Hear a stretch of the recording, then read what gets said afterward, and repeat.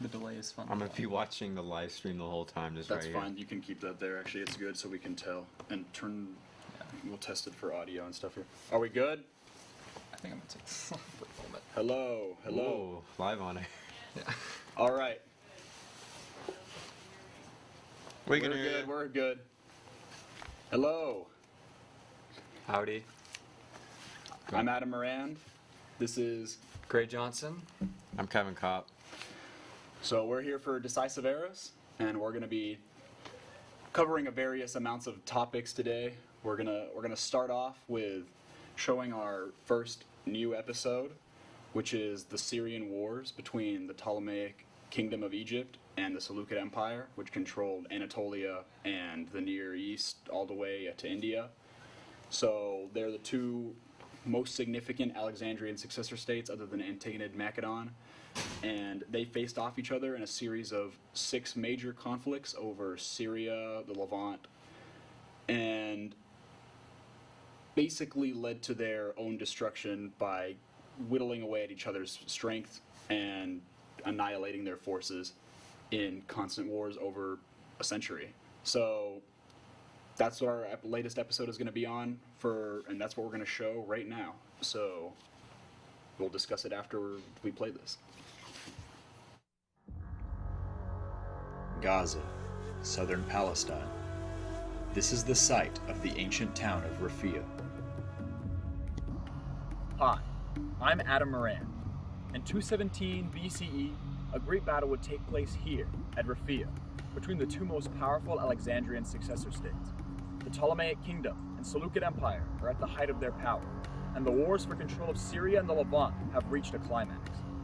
For roughly the span of 100 years, the region has been stricken with repeated wars and struggle that will forever change Hellenistic control of the Near East and bring two great empires to their knees.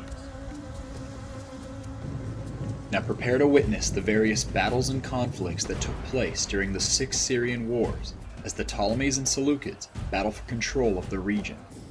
See the vast numbers of soldiers, their formations, and the context and history of the engagements. Now, on Decisive Eras.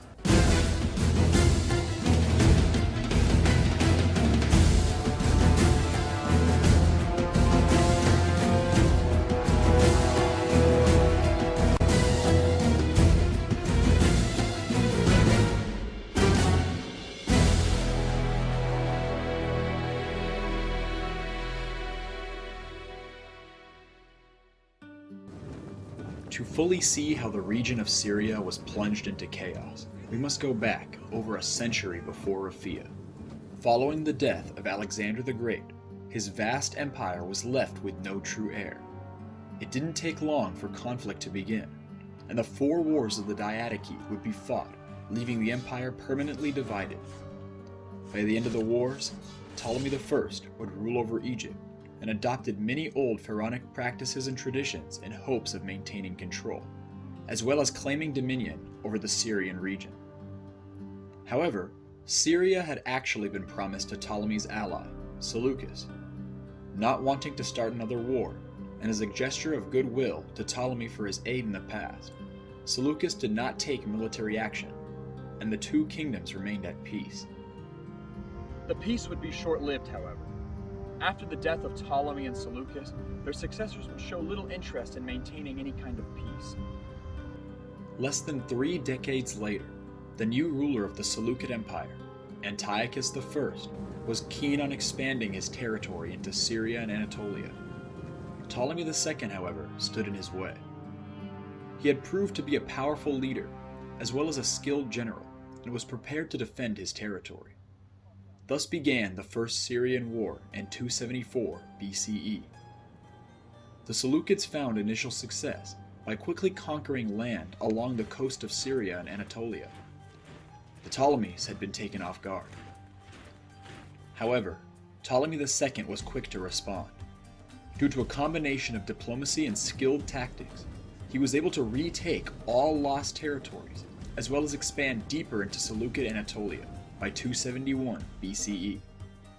The Seleucids were forced to make peace to prevent further territorial losses. However, while the war in Syria and Anatolia had gone well for Ptolemy II, issues domestically began to emerge. During the war, Ptolemy's half-brother, Magas, had declared Cyrenaica independent and would remain a thorn in the Ptolemaic kingdom's side for 2 decades. Unfortunately for Ptolemy II, he was unable to quickly respond to this large-scale revolt in Libya. Only 10 years after the first conflict, the Seleucid Empire had a new ruler and was already preparing for its next campaign. Antiochus I's successor, Antiochus II, was intent on regaining the lands his father had lost. He allied his empire with another successor kingdom, Antigonid Macedon, to defeat the still ruling Ptolemy II in 261 BCE. The Seleucid Empire would quickly gain the upper hand. In the first year of the war, an Antigonid fleet would meet the Ptolemies at the Battle of Kos, where they would win a great victory. The Seleucids were able to quickly and severely weaken Egypt's navy, as well as gain large amounts of land. Eventually, Macedon had to withdraw its military support in an effort to deal with rebellions and frontier incursions back home, which may have been instigated by Ptolemy II to weaken the strength of the invaders. This strategy seemed to work, at least somewhat, as in 253 BCE, Antiochus II married Ptolemy II's daughter, Berenice Syra, ending the Second Syrian War. With peace restored, Ptolemy quickly looked to deal with Cyrenaica, which he reabsorbed into the Ptolemaic kingdom in 250 BCE. Not long after, however, in 246 BCE, Ptolemy II's reign would come to an end. Soon afterward, both Antiochus II and Ptolemy II would die in 246 BCE, which would be the impetus for the Third Syrian War. Antiochus II's death left a power struggle between 2 contenders, his previous wife, Laodice, who may have actually poisoned Antiochus, and his current wife, Berenice Syra, the daughter of Ptolemy II. While the two struggled to put their respective sons on the throne, Berenice would request aid from her brother, the new Ptolemaic king, Ptolemy III. Sensing an opportunity, Ptolemy III marched to Antioch. However, when he arrived, he would find that Laodice had already assassinated Berenice and her son. Laodice now placed her son on the throne and crowned him Seleucus II. This deeply angered Ptolemy III, who declared war on Seleucus in 246 BCE. The tables had turned, as now the Seleucids were on the defensive. Unprepared for a large war, Seleucus II's forces faced many setbacks, as Ptolemy III successfully campaigned into Syria. Ptolemaic forces were also aided by the leadership of a ruthless Spartan mercenary named Xanthippus, who had been hired by Ptolemy III. The Seleucid Empire seemed to be on the brink of collapse, as they lost territory across Syria and Anatolia. By the end of the war's first year, Ptolemaic forces would capture the Seleucid capital of Antioch. To make matters worse, Ptolemy III was already marching towards Babylon, which he would capture by 246 BCE, leading to a Parthian revolt against the Seleucids. Seleucus II set out to rectify the situation. In 245 BCE, Seleucid forces would drive out Ptolemy and recapture Babylon. Ptolemy III would face a major setback when Antigonid Macedon entered the war on the side of the Seleucids. At the Battle of Andros in 245 BCE, the Antigonid fleet would defeat the numerically superior Ptolemaic fleet in another large naval battle. The Antigonids would now gain control of the Cyclades Islands. However, as the balance of power seemed to be shifting towards Seleucus II, he would face a major internal crisis. At the request of his mother, Seleucus had granted control of Anatolia to his brother, Antiochus Hyrax. Hyrax would promptly revolt against his brother, undermining Seleucus' war effort against Ptolemy III for the next 3 years. With the situation degrading, Seleucus II sued for peace in 241 BCE, and granted even more land to Ptolemy III as part of the agreement. The Ptolemaic kingdom, led by Ptolemy III, was now at the peak of their power and influence. After around 2 decades, the throne of the Seleucid Empire eventually passed to Antiochus III in 223 BCE, who sought to reclaim all lost imperial territory that had been held since Seleucus I. In 221 BCE, Antiochus would re-establish Seleucid control of Media and Persia which had been in revolt. With the rebellion crushed, he now turned his eyes to Syria and Egypt. The Ptolemaic kingdom had been weakened after the death of Ptolemy III. A power struggle resulted in the death of the Queen Mother Berenice II, and the Ptolemaic court placed Ptolemy IV on the throne and sought to control the young ruler. Antiochus III saw this as the perfect opportunity, and after being delayed for 2 years, finally began his campaign into Syria in 219 BCE, starting the Fourth Syrian War. He would quickly capture the port of Antioch, as well as Phoenicia and Tyre. However, Antiochus III chose to consolidate his forces and territorial gains rather than promptly invade Egypt. This bought time for the Ptolemies, who began to prepare a large army as well. In 217 BCE, the long-delayed battle came to a head as Ptolemy IV marched his army to meet Antiochus III on the sandy plain of Raphia.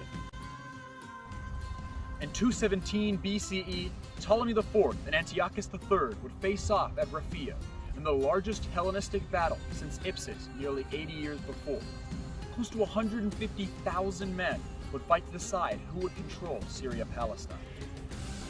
Ptolemy IV commanded roughly 75,000 men, including 5,000 cavalry, 70,000 infantry, over half of which were trained in the Macedonian phalanx, and 73 war elephants. Antiochus III led an army of similar size at 68,000 men, including 6,000 cavalry, 62,000 infantry, and 102 elephants. The two armies deployed their troops similarly and faced off against each other.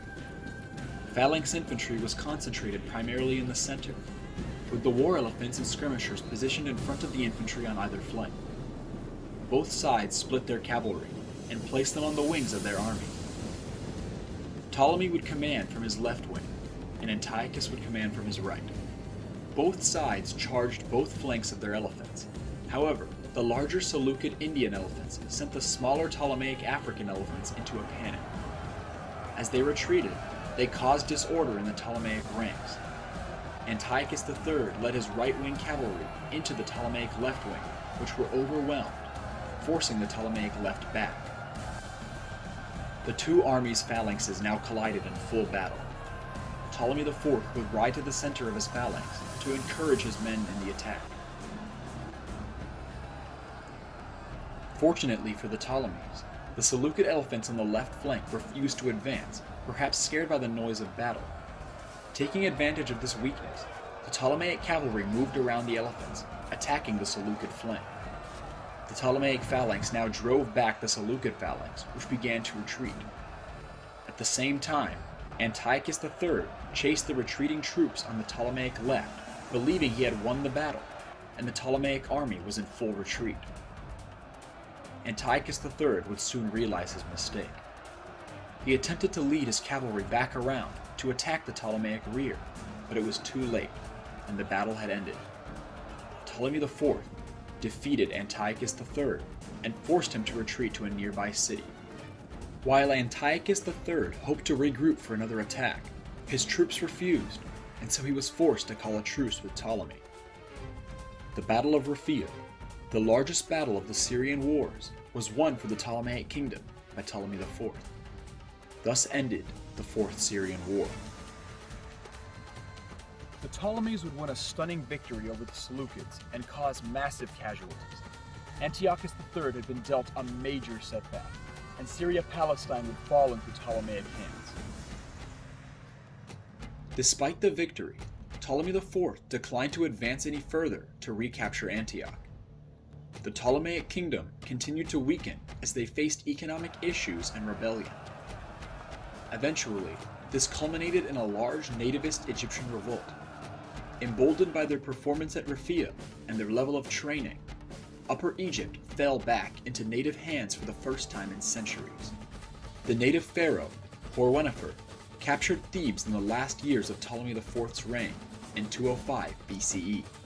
The next year, Ptolemy IV would die, leading to a long and bloody fight for who would gain regency over his successor, Ptolemy V, who was only a child. With the native Egyptians threatening their borders, and regency switching hands constantly, the Ptolemaic state was near anarchy. At long last, Antiochus III had his chance. In 202 BCE, he began his second invasion of Syria and started the Fifth Syrian War. Promising territories in Asia Minor, the Seleucid Empire would gain support of Macedon, led by Philip V. These events would eventually lead to Roman intervention. For the time being, however, the Seleucids were able to regain vast amounts of land. Despite being halted at Gaza once again, Antiochus III would deliver a crushing blow to the Ptolemies at the Battle of Pania, near the River Jordan. In what was likely the last large-scale open battle between the Seleucid Empire and the Ptolemaic Kingdom, Antiochus III would lead a great army against Ptolemy V at Pania. Roughly 120,000 soldiers would face off in Syria for one last great battle. Antiochus III would lead roughly 70,000 men against the 53,000 of Ptolemy V. As their armies faced off, Antiochus would make the first move. His elite cavalry would crush their Ptolemaic opposition, which routed. The two phalanxes now met in the center, and the Ptolemies initially gained the upper hand. However, as they began to push back the Seleucid center, elephants would halt their advance. This bought enough time for the Seleucid cavalry to flank around and crash into the rear of the Ptolemaic army, causing massive casualties. The Ptolemaic phalanx was nearly annihilated, and what was left of the army routed. This allowed Antiochus III to gain control of Syria and open the way to Egypt. This, however, would disrupt Rome's grain trade with the Ptolemaic kingdom, so the Republic sent emissaries to the rulers warning them not to invade Egypt. Antiochus had not actually planned on invading Egypt in this campaign, and so willingly complied with Rome's demands. Rather, they contented themselves by raiding Ptolemaic holdings and coastlines. Ptolemy V would face even more problems, as native Upper Egypt would gain the support of the Egyptian priests, increasing their strength and causing revolts across the kingdom. Still undergoing crippling domestic issues, in 195 BCE, Ptolemy V had little choice but to agree to let Antiochus III keep his newly acquired territory, in exchange for his daughter, Cleopatra I's, hand in marriage. With the war over, Ptolemy V worked to put down the nativist Egyptian revolt, and would regain control of Upper Egypt in 185 BCE, thus ending native Egyptian rule once more for centuries. By this point, both kingdoms were in a severely weakened state. By the end of Antiochus III's reign, the Seleucid Empire had lost a war with Rome and had to pay large sums to the victor, as well as being engaged in a conflict with the Parthian Empire. At the same time, Egypt was still undergoing internal struggles, not helped by the sudden death of Ptolemy V. Cleopatra I's son, Ptolemy VI, was installed as king, despite still being a child. He didn't lead alone though, as he shared rule with his sister, Cleopatra II, who he had married, one of many old pharaonic traditions continued by the Ptolemies. Further, Ptolemy VI's younger brother, Ptolemy VII, was also named as co-ruler, meaning that Egypt's official rulers were all no more than children. As the next decade passed, both kingdoms saw war with one another as inevitable, with each going to Rome in hopes of gaining their support. Both, however, were denied. In 170 BCE, the Ptolemaic regents declared war on the Seleucids, now led by Antiochus IV, hoping it would be a way to unify the fractured country against a common enemy. And thus began the Sixth Syrian War. Taken off guard at the capabilities of the Seleucids, the Ptolemies quickly suffered defeat after defeat, eventually losing the important trade town of Pelusium, throwing the future of Egypt into question and the kingdom into disarray. By 168 BCE, Cyprus had been captured by a Seleucid fleet, and Antiochus IV regrouped to take the whole Ptolemaic kingdom, but was threatened by Rome, who once again forbade the leader from taking Egypt. Initially asking for time to consider, the Roman emissary drew a circle around Antiochus IV in the sand, and told him that he could not leave the circle until he had made a decision. Though enraged and humiliated, Antiochus IV had little choice but to comply, ending any hopes of capturing Egypt. By 168 BCE, the sixth and final Syrian war was over. The Ptolemaic Kingdom and Seleucid Empire had fought each other for close to a century over the lands of Syria, Palestine, and Anatolia, and with little to show for it. Both former superpowers had been reduced to a fraction of their former strength, and neither would ever recover from their endless wars.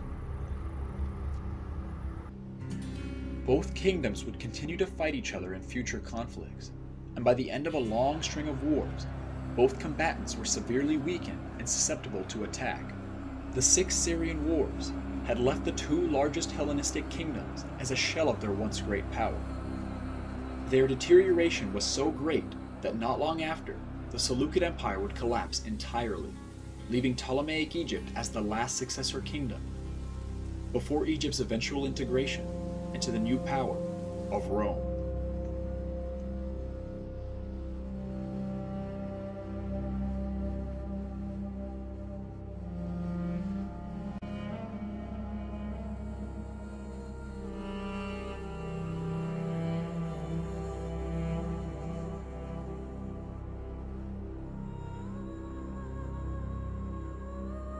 Graphic designer at the end. Okay, we're live. He faded out of the credits. All right. Well, we are live, right? Mics are on. Can everyone hear us? I don't know, but hopefully we're good. All right. Anyway, so that was our episode on the 6 Syrian wars between Ptolemaic Egypt and the Seleucid Empire. The wars were fought for literally well over a century, and was probably one of the most significant factors that led to their eventual defeats / like subjugation by the Roman Republic, which would defeat them all after they also defeated Antigonid Macedon and crushed all of Alexander's successor states, which we'll probably also reference later when we have a discussion over if the successor states had been more united, whether or not they would have fared better at like holding their ground against the Roman Republic. But all right, let's talk about some of y'all's experiences working on this episode, since y'all were both with me.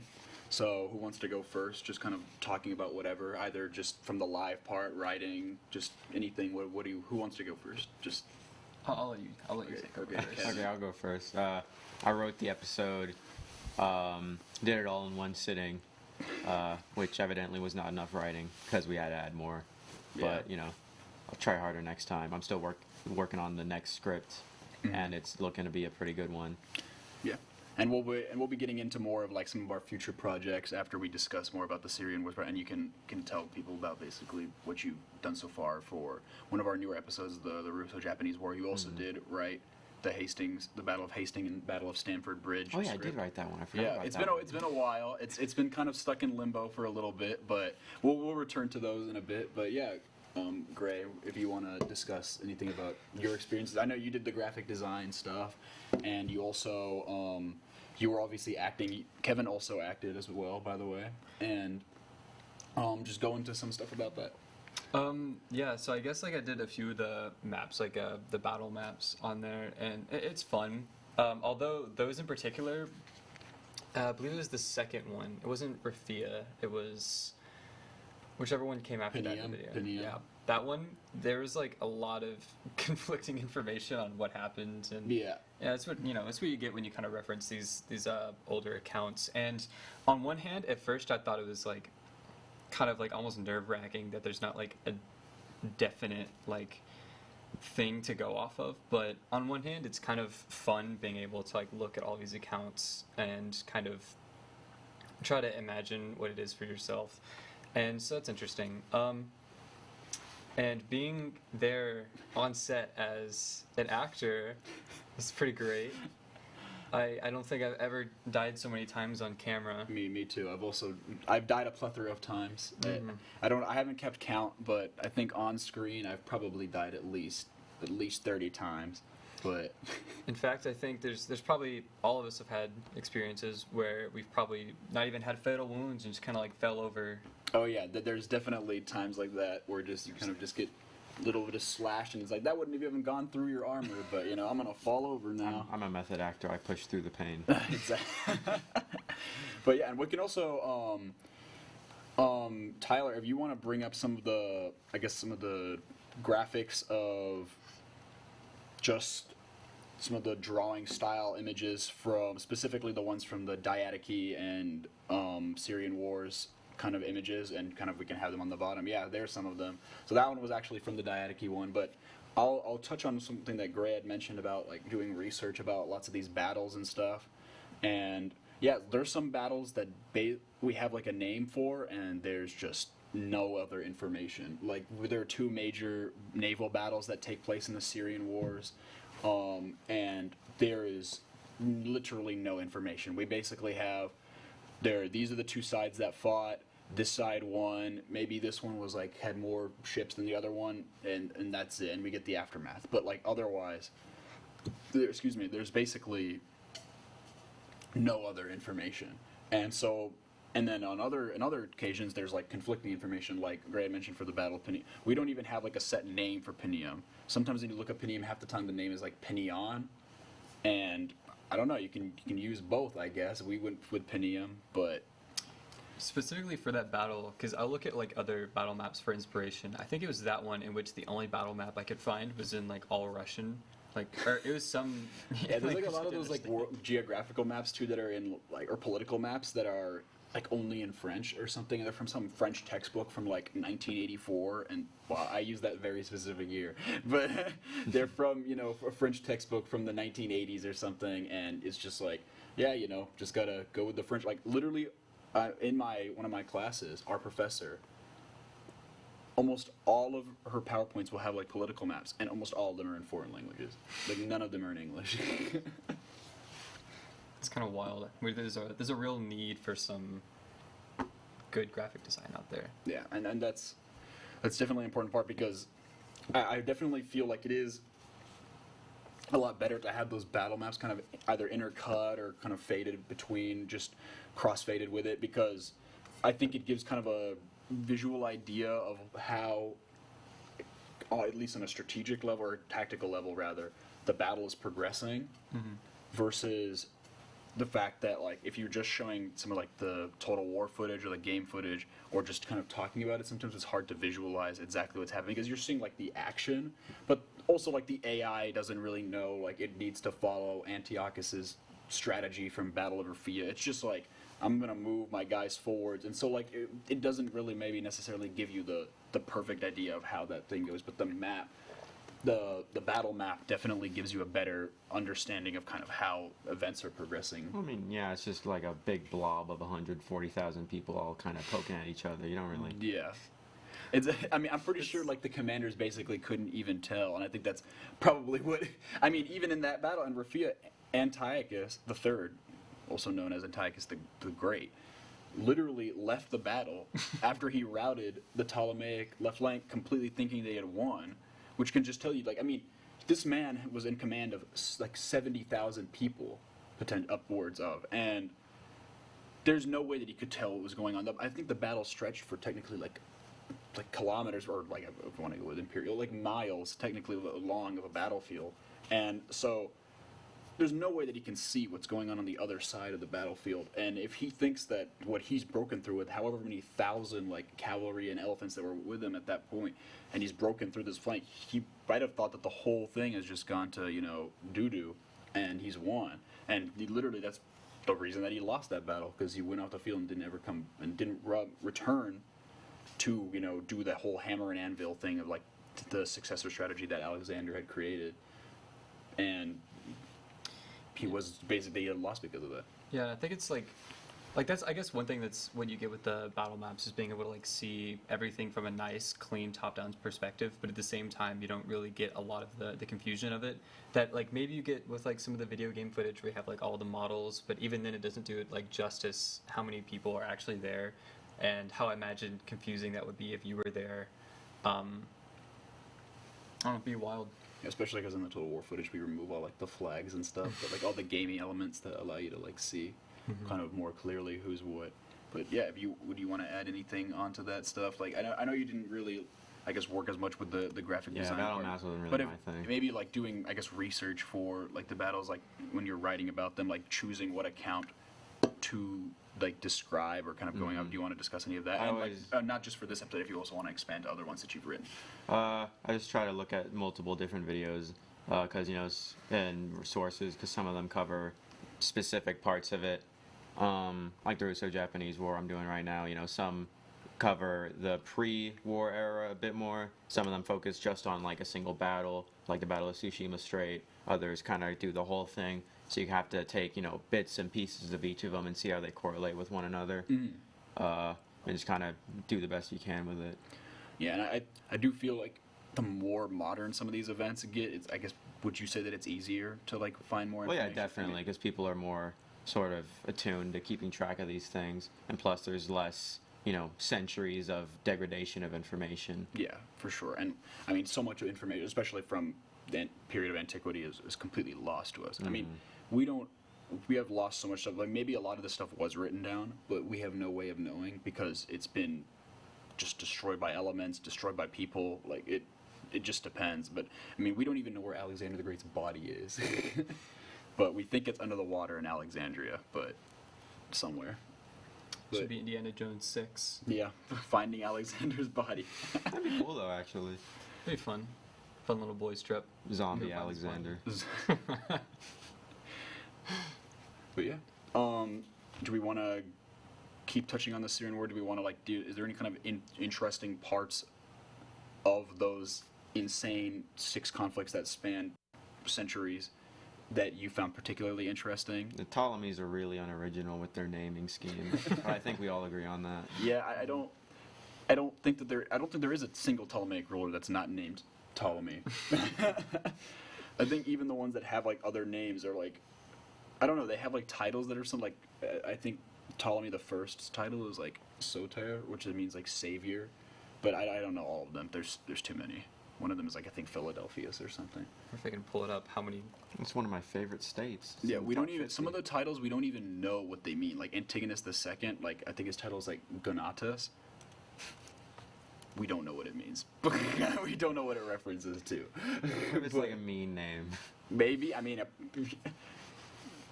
I don't know. What if it was like people who hated him made him that? They like called him that, and that's just what we call him now, but we have no idea we're insulting him.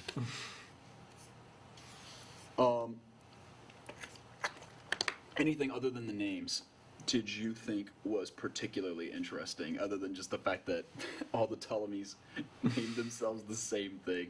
Well, we talked about it a bit during when we were watching it, just how, you think about current wars, and they're, at least relatively shorter lived, and then these ones went on for literal centuries of just the exact same kingdoms fighting the exact same way with a lot of the exact same people. Mm-hmm. Like Antiochus III fought in at least 2 of the wars, right? So And fought in both like major battles, yeah. Yeah. And I do think that's like something that's really like kind of interesting about this period. It's just like it's technically not like one singular conflict, right? But it's the same kingdoms fighting over the same thing for like those centuries, and like it's similar almost to how like the 100 Years War works in medieval, which I'm not super well versed in, but it's not technically like continuous conflict, but it's like it's almost like it's relatively continuous, if that makes any sense. Where it's like you might be involved in 2 of those wars, and then your son is involved in one, and then his son is involved in one. It's just like I don't even know how you would and these are just like ones pertaining to this. Like this isn't even counting other events that were also taking place, in which like the Seleucids were fighting against like various Indian empires, and they were fighting against like revolts in Bactria and Sogdia, and with the Parthians, who would eventually come to like take over almost all of the core of the Seleucid Empire. And so it's like, and the Seleucids fought against Rome and in Greece, and it's like, dude, how are you even doing this? How do you have the people to do this? they were built different back then, I guess. Which I guess also does lead to kind of the whole like how one kind of decisive battle could decide like the fate of a war, because like if you think of it like a modern conflict, there's like lots of these large scale battles. Like I mean, even like in World War II, like Stalingrad doesn't necessarily decide the Eastern Front of World War II, despite like how substantial it was, despite how many people were involved in it. But there's still like a larger conflict. But like this was ancient, like an ancient battle. Like Stalingrad that's it, and like there's just one kind of, and like these things didn't even necessarily like happen, like that like constantly were like two major forces like over 50,000 or even over 40,000 or just tens of thousands of people in general like facing off to decide like a conflict. But and if you want, I know you haven't said anything in a bit, so if you want to add on to just go off of that, what did you find most interesting about, or just if anything that you found interesting about this period? I don't know too much about the period, to be honest. I'm just kind of like looking through like my specific things, but I guess just again the numbers of things, how battles are fought, like I guess like relative with like simplicity of them compared to maybe later on when communications are a lot better, easier if forces are smaller, when you have like so many people in these like miles long battles. It's and I guess that like part of it plays into the conversation we're having of like information gets lost, and so as we're creating like as I'm like creating these battle maps, I'm going off of very limited information where it's like maybe there were like some minor movements here and there that I could have depicted, but like that's just lost to time. Whereas like you move forward a little bit and things are better documented, and so you can get a little like minute with the details, and so I don't know. It's fun just to think about loss of information over time. And just how much it like, I mean, yeah, there's definitely just like a lot of stuff that's been lost that will impact like our understanding of events, or just like, I mean, certain parts that are completely missing. I mean, there's a lot of stuff that's just straight up just kind of guesswork, educated guesswork based off of like one sentence or something that was like found, or even just kind of inference based off of the period as a whole. But anything else that either of y'all want to say about the Syrian Wars documentary? Anything about like the content of it? You think they would have tried something different by at least like the third or fourth one? You know what I mean? You think they would have been like, okay, it didn't work the last 3 times. Maybe we do something different, They just kind of kept throwing people at each other and just hoped that would work. And like, I mean, Egypt is like super position is very defensible. Like its control of like Syria, like the Levant is tenuous at best, but the actual like heartland of Egypt is basically impossible to like invade because of all like there's like river and like the marshes and just like that whole path. And that Antigonus even attempted multiple times during the wars of the Diadochi from before these, and could never actually invade Egypt, despite even when he controlled an army of like 90,000 men and had a fleet attacking at the same time. So clearly, I don't think that the Seleucids. Do you think that the Seleucids would have ever broken through Egypt, even if Rome had not stopped them in the last war, had not stopped Antiochus IV? Do you think that when he was pushing on Egypt that he would have been able to successfully break through? It's really hard to say because you're talking about sort of the main thing about armies, especially all the way back then, is it doesn't really matter how many men you have. The main thing that matters, I think it was Napoleon said, like a good army is a well-fed army. So it would have more mattered if they were able to feed their army and supply their army with materials and resources. Because if they weren't, then there's absolutely no hope. Because they're just leaving them basically in a giant desert with no food or water. I can't say. I'm not gonna pretend no inferences. I mean, just like make a guess. Do you think that Antiochus IV would have successfully been able to attack Alexandria after completely annihilating the whatever forces that are clearly overwhelming the Ptolemaic forces in the Sixth Syrian War, to the point that Rome had to step in and tell them, like, they were clearly worried that something was amiss. I don't know, it's just like, it's always hard to tell what could have happened. It's always easy to, like, once something is done, look back and say, like, this is exactly how it happened. And we know that now, but it's a lot harder to say what could have happened or, like, what will happen. So, also, I don't know. I think it's funny how Rome was basically the parent in the situation. They kind of stepped in, okay, you're done, no more. They're like, okay, fine. Yeah, and at this point, they've basically almost become kind of that way, where they are considered to be the most powerful state in the Mediterranean. And so, I mean, even as was mentioned in the documentary, both sides were looking to gain their support in some of these later wars, because they basically felt that, like, I mean, Rome essentially guaranteed them like some kind of like victory, basically, and they're clearly the Roman Republic's like legitimacy and like just power at this point. I mean, they had already defeated Carthage, they had already defeated Antigonid Macedon, they had taken over Greece, especially by the Sixth Syrian War, by the later ones. So their control of the Mediterranean is basically like, you know, they have like full control over it at this point. And really the Ptolemaic Egypt and the Seleucids are kind of like the last like, I don't know, like opposition to that kind of full, complete control. And at this point, the Seleucid Empire was like almost falling apart despite their seeming success in the last Syrian War. Yeah, they had a lot of internal stuff going on, which the Ptolemies were able to exploit. All right. Oh, do you want to say anything about being on set or like making costumes? Or... Oh yeah, I mean, we can briefly go into that before we kind of move on to some of our future stuff. But yeah, so yeah, we've made a lot of costumes. We've destroyed a few too. We've destroyed a few too. We mostly destroyed shields. I feel like the costumes are pretty solid. There's a hole in one of the armor that was punctured. In fact, if you slow some of the video down a little bit, you can see just like a spear shaft being jammed into some guy's into somebody's like, I don't even know what that would be. What part is that? Abdomen or so? I don't know. It's his side. It's his appendix. He was killed by getting his appendix stabbed out by a spear. But anyway, we have so many costumes from the Greco-Roman period, and we're always expanding upon it. And yeah, I mean, they're a lot of work to make. My parents have been involved. Lots of my friends have been involved. They're very expensive. The props, I don't know how much money has been spent on it, but to be honest, It was very fun throwing the spears at each other. It's a blast. My mom definitely not very happy with all the money that I've spent on these projects, but it's all right. You're gonna be dead at 30, and you're just gonna remember this. But yeah, I mean, I think it's a lot of fun to go out on set.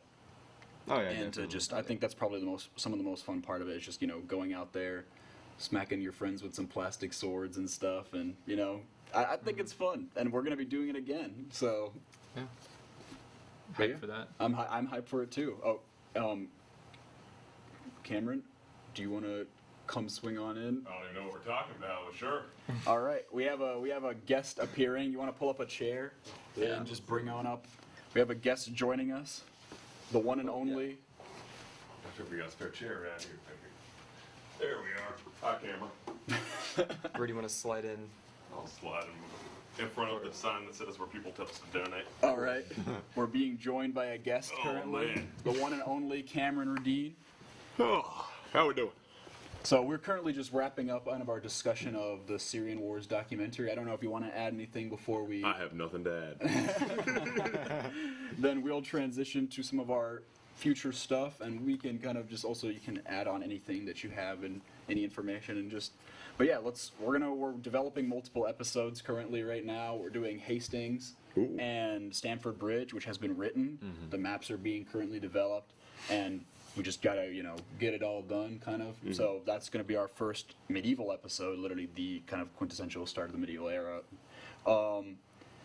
We also are developing our Russo-Japanese script that Kevin is currently writing, and obviously the main like part of that is the naval battle at Tsushima, one of the largest and most significant naval battles in history. Also, I'm pretty sure it's the first naval battle, like large-scale naval battle, in which battleships would face off against each other.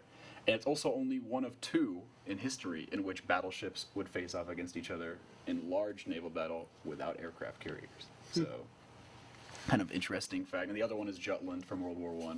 But then after that, we also have the Hussite War script, which Tyler has written. He's not here. He's in master control, but he has written that one, and that one will be developed. And then our next, like, kind of large scale with live action stuff will be about Pierce of Epirus, and it's going to be essentially a prequel to the Syrian Wars documentary, and then a sequel to the Diadochi one. So it's the perfect gap to split those two periods almost exactly.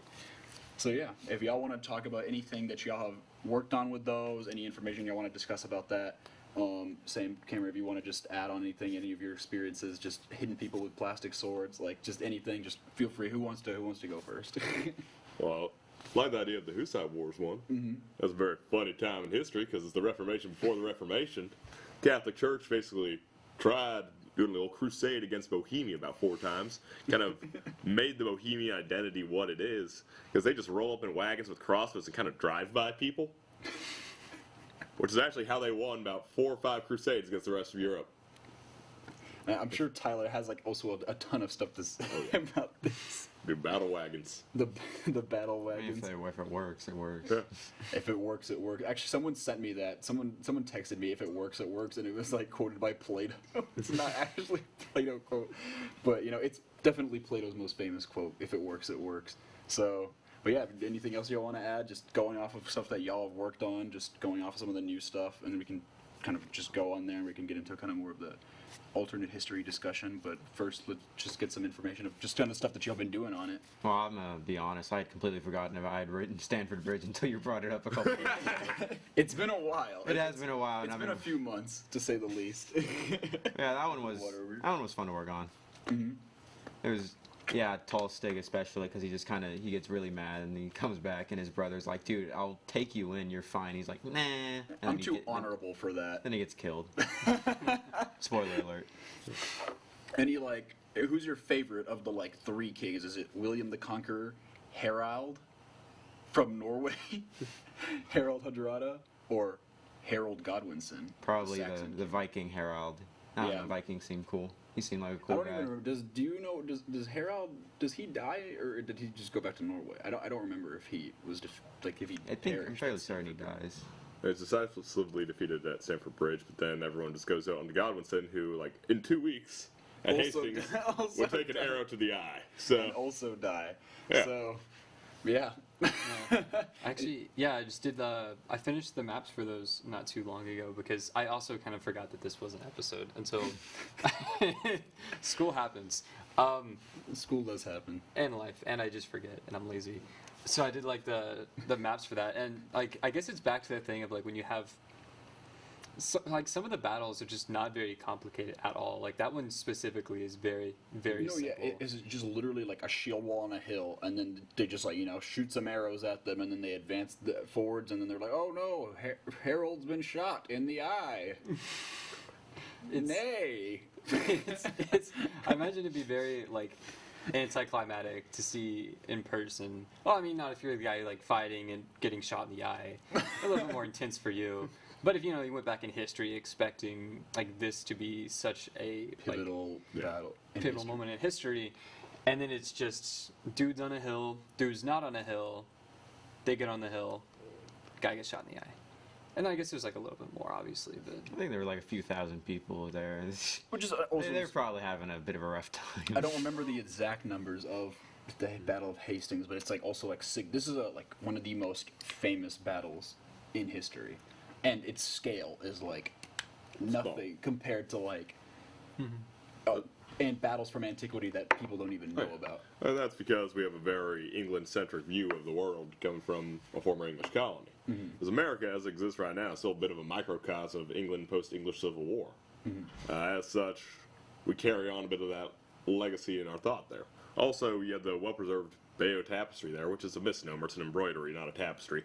But whenever you have a big old record like that, they can stretch along, God, I think it's like 200-something feet. Hell, it's going to be preserved, man. Yeah, I mean, there's definitely also just like we had talked about earlier, just like I feel like things that are more recent tend to have like more just information that is likely to be saved about them too, and just not like some smashed tablet that was found that's like there was this battle that might have had thousands of people in it, and that's It came to me in a dream. Well, see, what happens if like a bunch of it's stored on the internet? What if God forbid something happens to the internet? What's going to happen to all that information? Is it stored physically somewhere? Probably, yeah. With, Yeah. like maybe textbooks or something, I guess. Those French textbooks from 1980s. they're gonna come in clutch.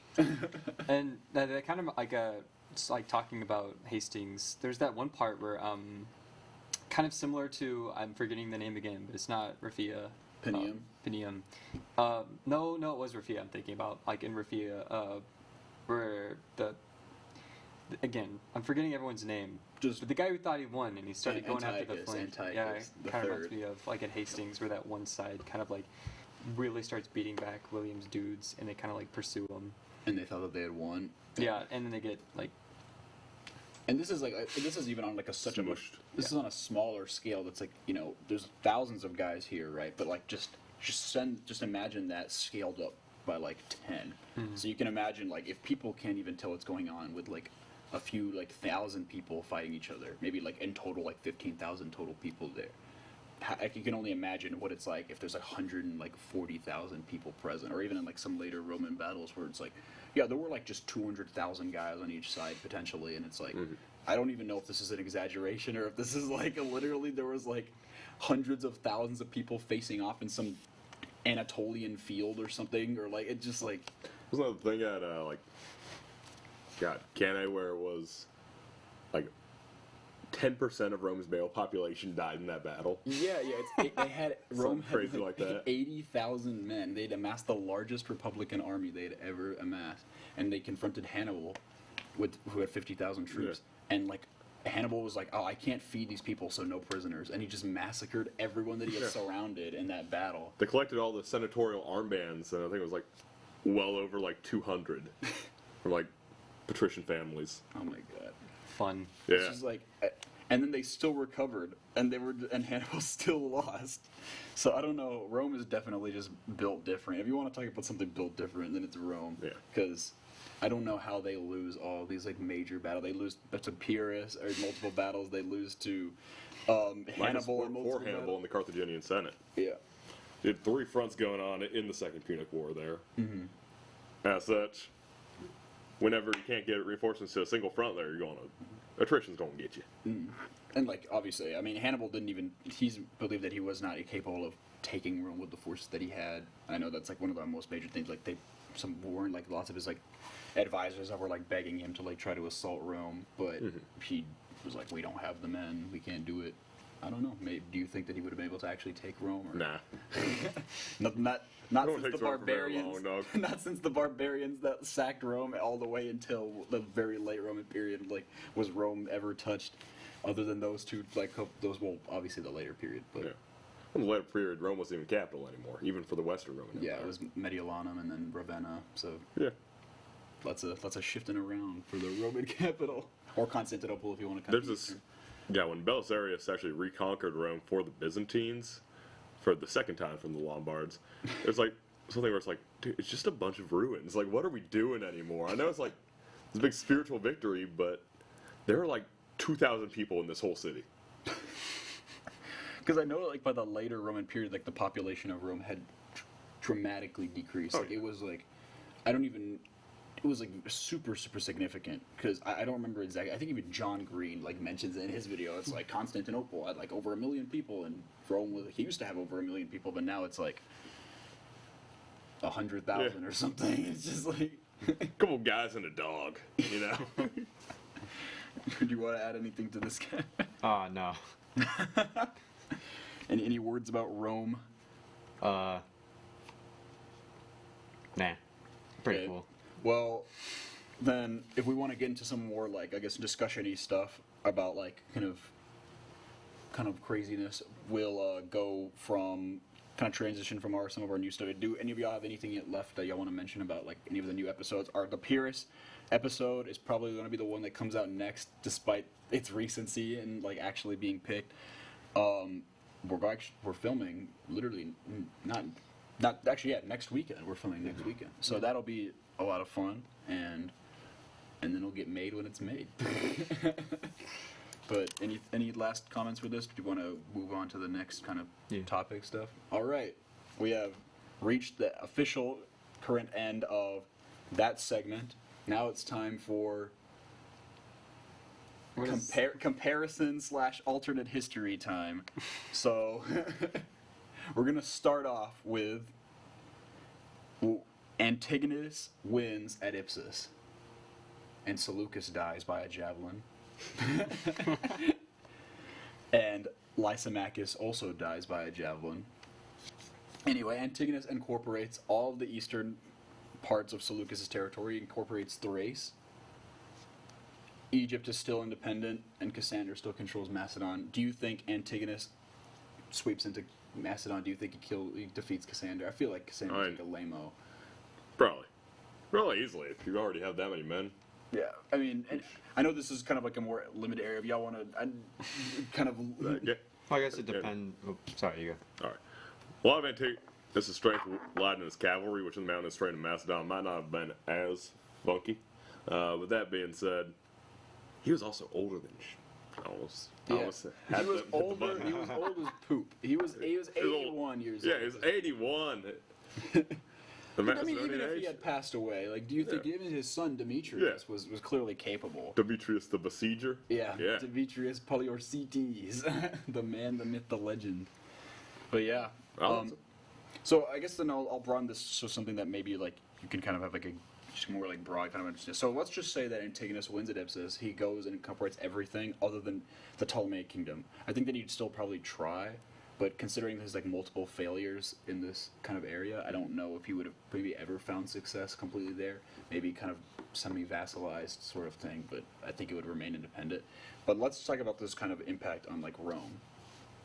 So one of Rome's like reasons that it was able to expand is because of these like successor states that were constantly fighting each other and wasting, manpower and resources on each other. So if it's just one humongous entity, first off, do you think that Demetrius and or successors of Antigonus would have been able to keep the empire together? And how would this have affected kind of Rome's growth in this period? Just y'all can go around and you can keep it broad too, if you don't have to get into super nitty-gritty specific. I think it depends on how many men he would lose in the battle. Even if he theoretically won, how hard fought would the battle have been? You know what I mean? Well, I mean, if Seleucus won in reality, and he seemed to obviously maintain a majority, despite the fact that in the center he was losing. So, and he ended up going and defeating his literal ally in that battle, Lysimachus.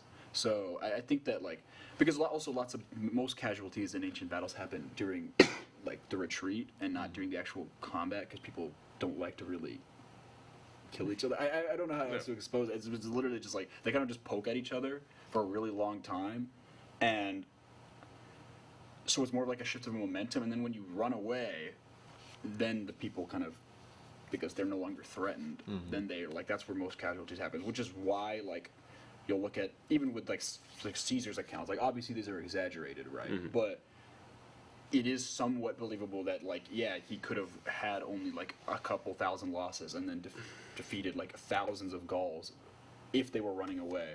Yeah. And his troops chasing them down.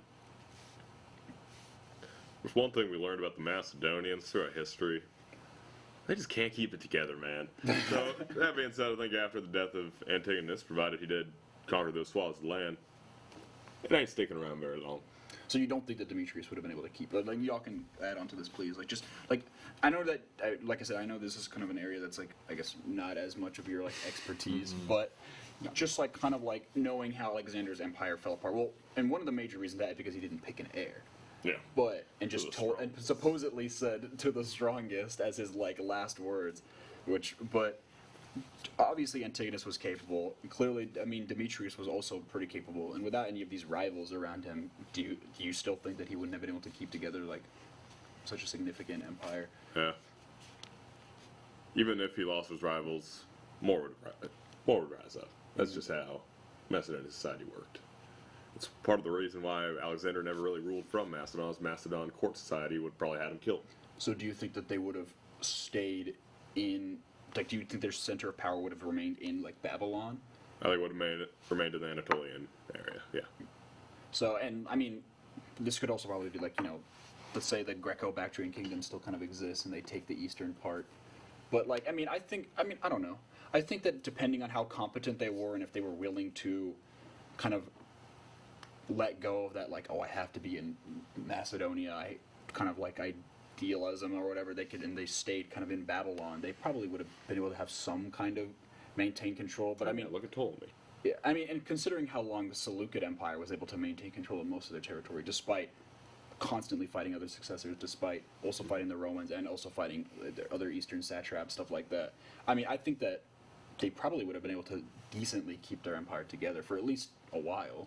Yeah, I don't know much about like this specifically, but I do know a bit about Rome. I don't know if it exactly applies here, but Julius Caesar was assassinated by the Senate, and there was, I'll see you. Thanks for stopping by. was Our- Cameron is leaving us. But thanks for joining us, Cameron. We appreciate you coming by. Absolutely. So yeah, Caesar was assassinated by the Senate, and then there was, all the different sort of rivalries between Augustus and, Mark Antony and whoever else, all sort of vying for it. And Augustus was able in the end to not only beat everyone, but then sort of keep the empire together in a coherent way that lasted quite a long time. And I know, like you were saying, that Macedonian society isn't exactly the same as Rome, but Rome was, its army was made up of a bunch of different types of people as well. So I think if Augustus was able to do it, then Demetrius could have had a chance to do it as well. Mm-hmm. What do you think, Gray? Just kind of, like I said, you can keep it broad if you want to, and I guess also we can just get into, how do you think this would have affected Rome's development? If there is a supermassive empire that stretches from India to Greece, and because you have to even think about it like this: Rome fought Carthage, which was somewhat similar, kind of size. Carthage was bigger than it at the beginning, but these empires fought each other in multiple wars for also over a century. But in the east, in Greece, Macedonia was just one state, and then there was also tiny Greek states, and then there was the states in Anatolia, and so they were all kind of fighting each other. And so it was super weak position. But now let's imagine that there's just this humongous empire that's just there, just one single entity. Even if there are rebellions in the east and stuff like that, and even if Ptolemaic Egypt still exists, how do you think this would have do you think that, knowing that historically the Antigonids, even in their much smaller position, joined Hannibal, or they allied with him after his defeat of the Romans at Cannae, do you think that they still would have done something similar? Do you think that they would have been able to completely just annihilate Rome if they just had this much obviously resources, access to manpower, etc.?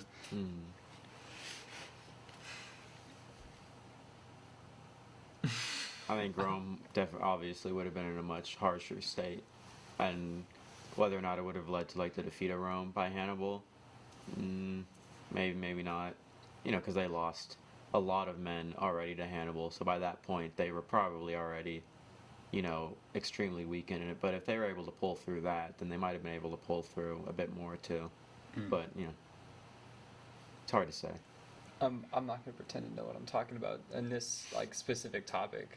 I feel like I couldn't be more out of my element talking about that. I'm pretending to know what I'm talking about. Well, all right, then I guess I'll give my piece and then we'll switch topics.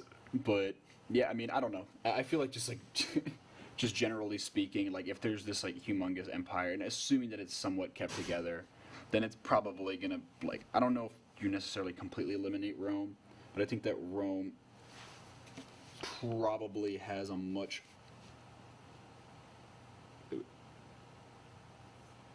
The phone's at the table. wait, sorry. I'm receiving a request. Not when we're eating dinner, Adam. If you're This is family time. Come on. He always does this. I'm sorry. Kids these days, we're always on their electronics.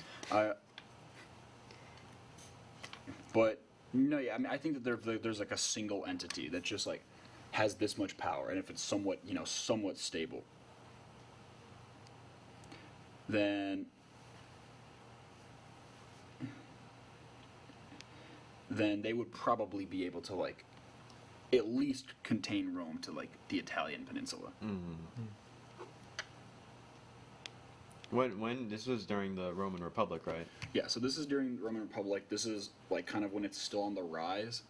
So I mean, I guess it also depends on kind of what years we're looking at, but this is starting at if we're starting specifically at the point of at this victory, then we're talking about Pyrrhic times. Except for there is no Pyrrhus of Epirus, because Pyrrhus of Epirus is loyal to the Antigonid Empire. And so maybe he still invades, but now he has the full backing of this massive empire that is literally like spans, like I said, from Macedonia and Greece all the way to India. So I feel like that would definitely make a bigger. Or if you want us to even start it later, as in like, oh, they kind of don't really do anything until the Punic Wars, and then they join Hannibal. Then it's kind of the same thing. Like there's just this huge, just block, this barrier, and unless they're dealing with instability, then I don't know how much. I feel like they'd be able to hold their ground for the most part against, just the rising Roman Republic.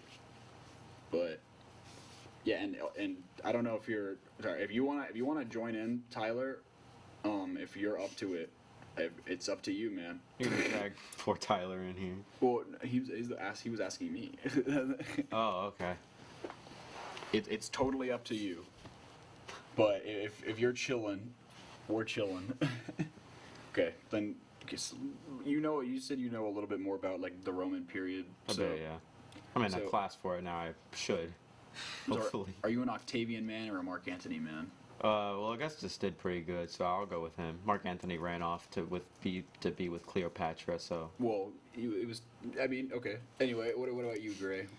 Mark Antony ran off to be with Cleopatra. Well, kind of, sort of, not really. But Okay, I'm on his team.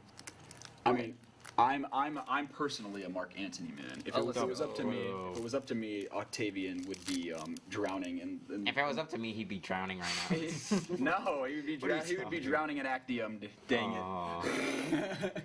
He'd be the one that was defeated Actium. He didn't even. You would have done a lot. Nah, not me. Anyway, I mean Octavian is an Octavian. That's all I will say. Octavian. At least he's better than Mark Antony. Who was played by in Night of the Museum? What was? Hold on, let me look it up before I start saying something. Which guy?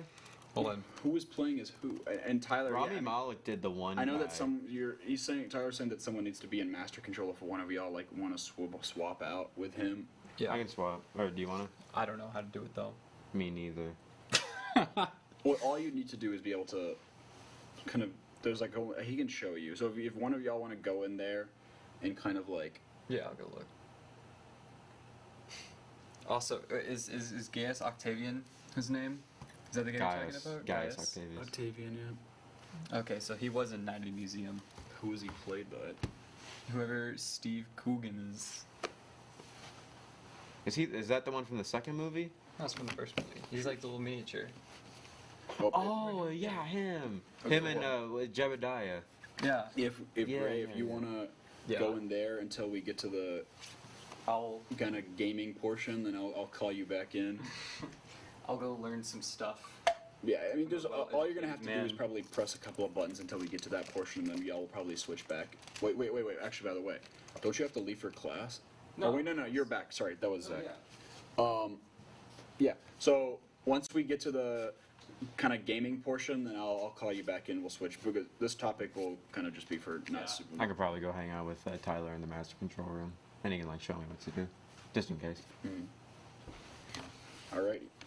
So currently, Gray is going to be switching out with another one of our members, who will be, giving us some of his thoughts on these questions.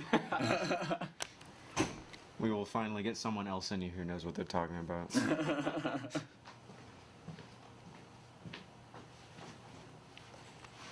So yeah, we're just gonna give us a brief moment while we kind of get that settled out. But yeah, if you want to just talk about anything, just talk about whatever. Night at the Museum. So okay, I like the first two. The second one especially. I've only ever seen the third one once, and I don't remember liking it very much. I don't remember what it was exactly. Night at the Museum 2 is cinema though. Night at the It's perfect. It's got the Jonas Brothers in it. It's got the guy who played the villain. I don't know what his name is. It's got Al Capone, Ivan the Terrible. Was it Napoleon? He was in it too. It's great. Yeah. It's got Is the Thinker in the movie? Yes, the Thinker was in the second one because he's like, I'm thinking. Oh yeah, I thought he was in the first one too, though. Is he?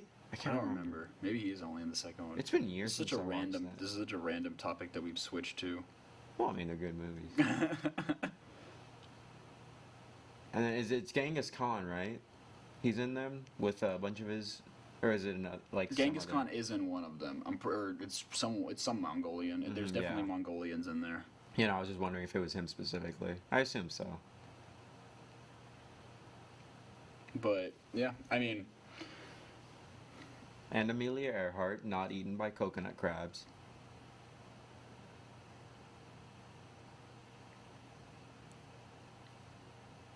What?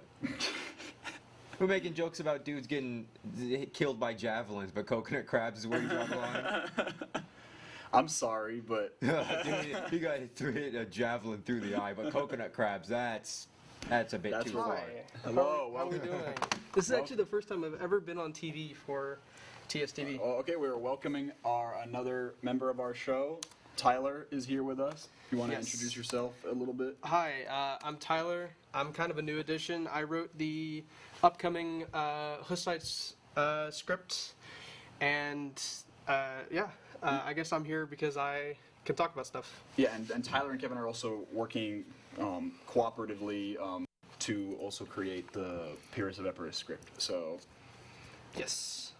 Cool. So, all right, if you want to, let's get into it then.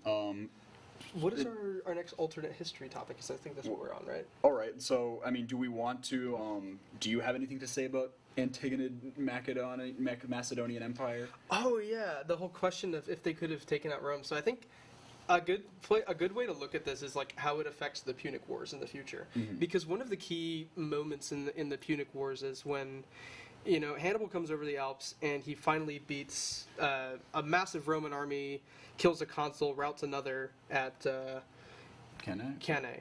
I always confuse Cannae and Carrhae because it's the same name and it's both times Rome getting completely demolished. Oh yeah, Kara is freaking, oh my god.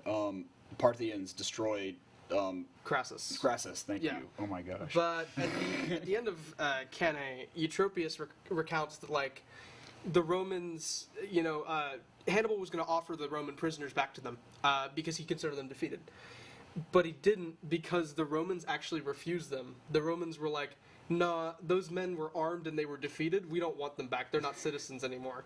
That kind of like obstinance and that attitude of the Romans, I don't think would be as prevalent if they had this giant Antigonid empire bearing down on them. And it's not just like, oh, if they would become directly involved and make it harder for Rome to win. I think it's more of Rome feels smaller. Like in the minds of the Senate, they're not the big dogs that they think they are during the Punic Wars, because it is that. It's a lot of that attitude that carried them through the Punic Wars. I mean, it's 20 something years, and they're constantly getting demolished by Hannibal.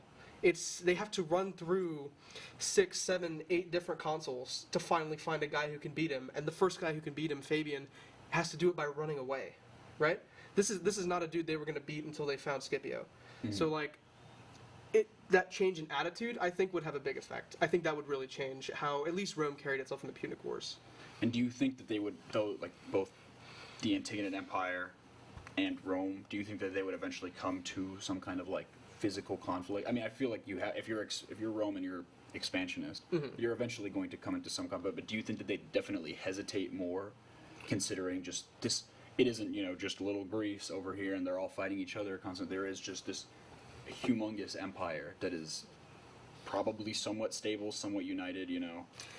I think that's a reasonable assumption to make, because if you look at later Roman conflicts with other different states in the Eastern Mediterranean, conflicts with Parthia, for example, it's like Rome, to an extent, always was fairly confident going into that, which is why nobody expected Carrhae and the death of Crassus. But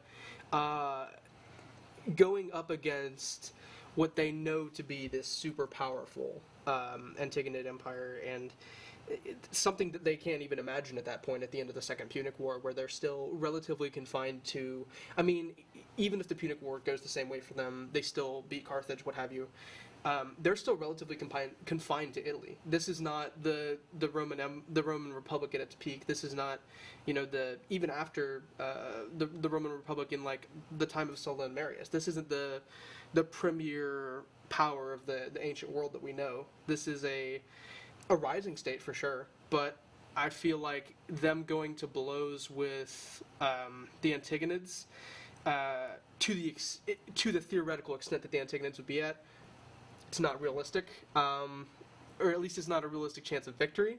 That, of course, doesn't preclude the Romans from still doing it, because they're the Romans. But I don't think they would do it.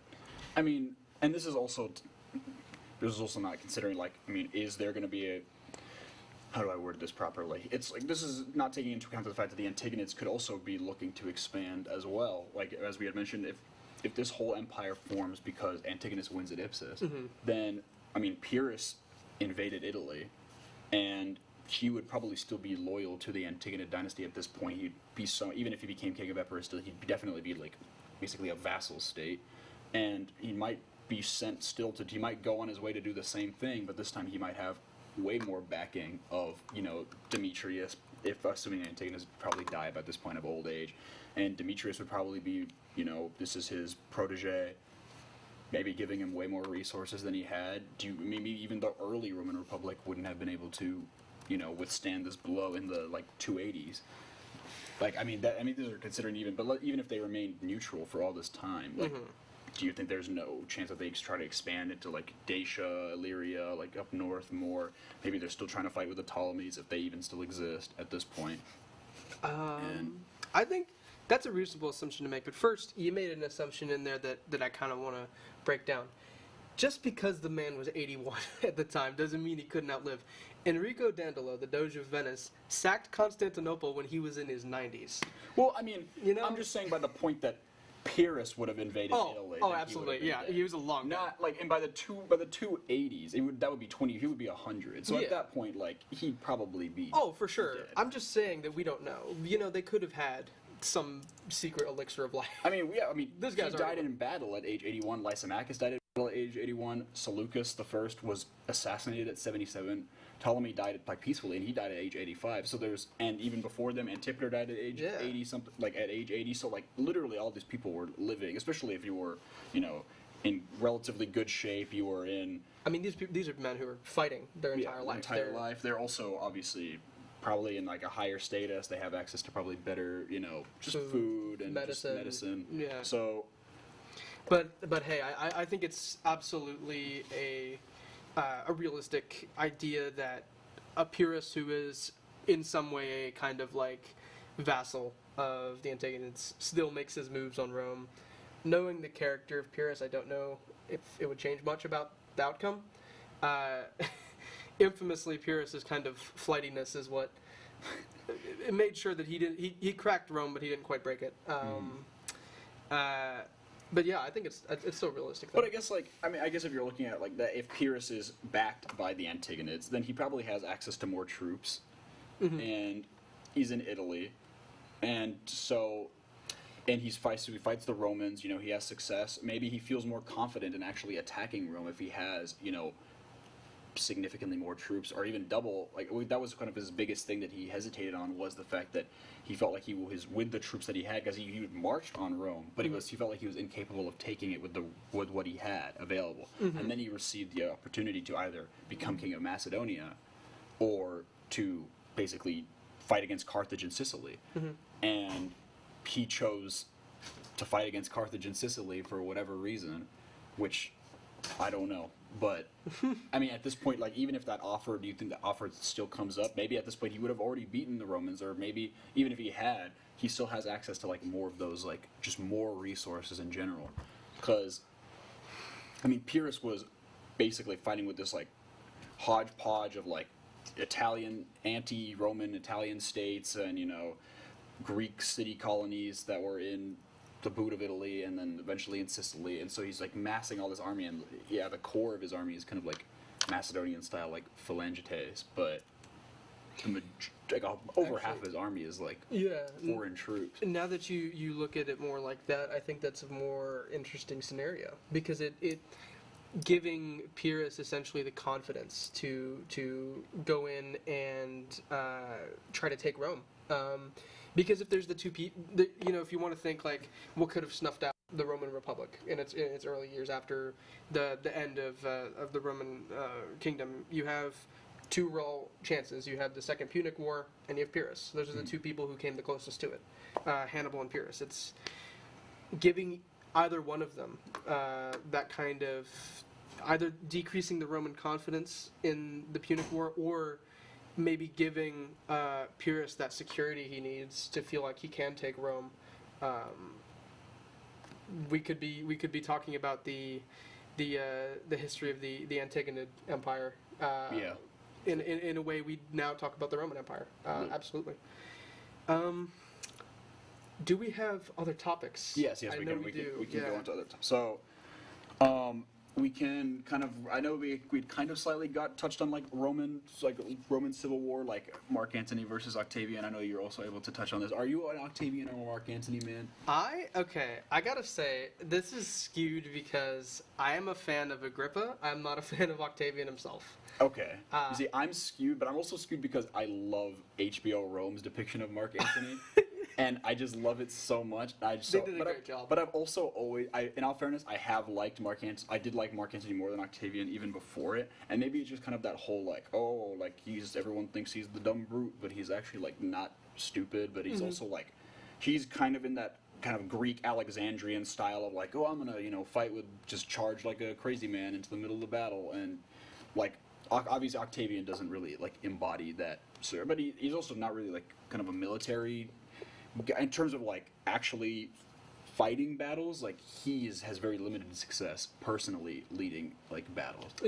But he was intelligent enough to surround himself with others that knew what they were doing, basically. Yeah, for what it sounds like, I think we have at least one Antony supporter here. He's an Octavian man. Octavian fans are smoking on that Mark Antony pack. That's all I'm saying. Yeah. Oh, you can kind of be the Antony fan, I guess. Yeah, I'll side with Antony then. And then there's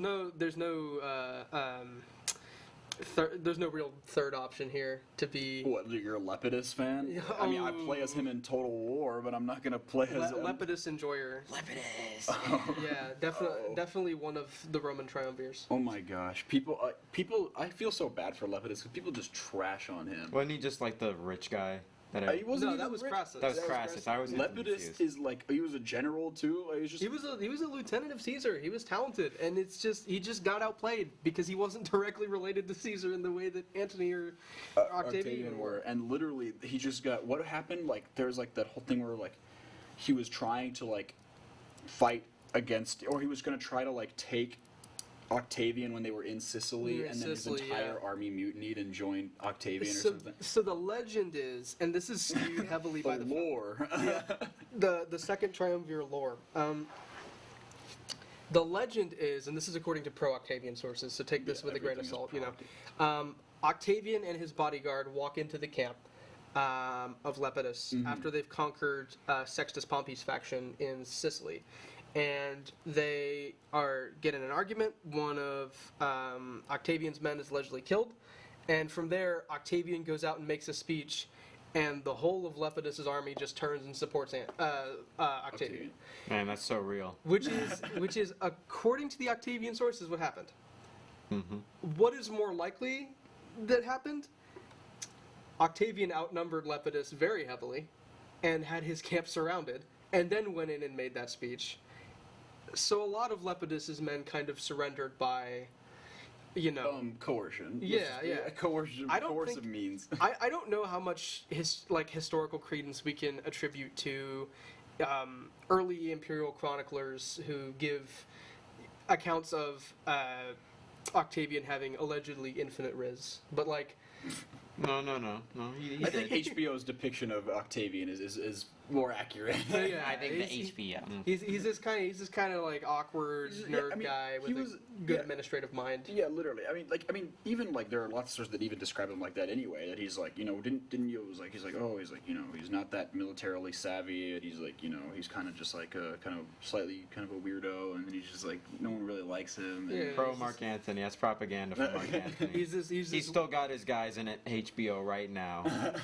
For the Romans, he's this like, oh, he's sick all the time. Yo, yeah, literally, He's that's really- one thing he's always described as sick. Didn't he also have like one of his legs was short in the other? Not that like Yep. it means anything, but he's like, the sources are like he's still sickly and he's very tiny and he's skinny not. and Yeah, he's not this big giant. like the Roman statue of him warrior. with the baby to his leg. Yeah, one of the contrasts there is you can look at like Antony as this career soldier, this dude who's constantly on the front lines doing insane stuff, and versus it's almost like the Romans were kind of faced with like their ideal man as a successor to Caesar, and then Caesar's actual biological successor in a way. Well, his adopted successor. Adopted successor. Well, he was related to him. He was related. He was his great uncle. Yeah. He was the great nephew of Caesar. But he adopted him, which is common. Like almost anybody who was choosing their successor would adopt him. Yeah. And it's not necessarily, especially. I mean, that's one of the things that Octavian even wanted to set up, that he didn't necessarily want people to choose their like sons as their successors, and instead pick someone who they felt was like most, Which is ironic considering the rest of the dynasty that he created was awful. other than Tiberius. Other than Tiberius, it's like Well, I mean, and Claudius wasn't that bad. Claudius is alright, but I mean, if Caligula you get Caligula and Nero. you get Caligula and Nero in one dynasty, there's something wrong. You're doing something Well, wrong. apparently Caligula was decent until he went insane. Yeah, Until he got sick, and then probably received some kind of brain damage. which and is then was like, which is fair. Yeah, and then tried to have children with all three of his sisters, and then declared a horse his heir, and then was assassinated by the Praetorian Guard. I feel like the horse is everything. That's got to be some sort of joke that we just historically don't get. yeah, He it's probably like said that like jokingly to the Senate, like, "Oh, I'm gonna elect the horse as my heir, so screw all you there's guys." like this legend about one of the ancient Greek like philosophers or thinkers that saw a donkey eating from a fig tree and laughed so hard he died. And it's like this is a next level of humor that we don't understand because we're not Greek. We don't understand what was so funny about this donkey eating figs that this man laughed himself to death. It's just- that's another thing that's lost to history. Not only do we have like lacking information, but just like jokes are completely lost. Yep. But- I mean, one of the main reasons we understand some antiquity languages is because we have surviving graffiti.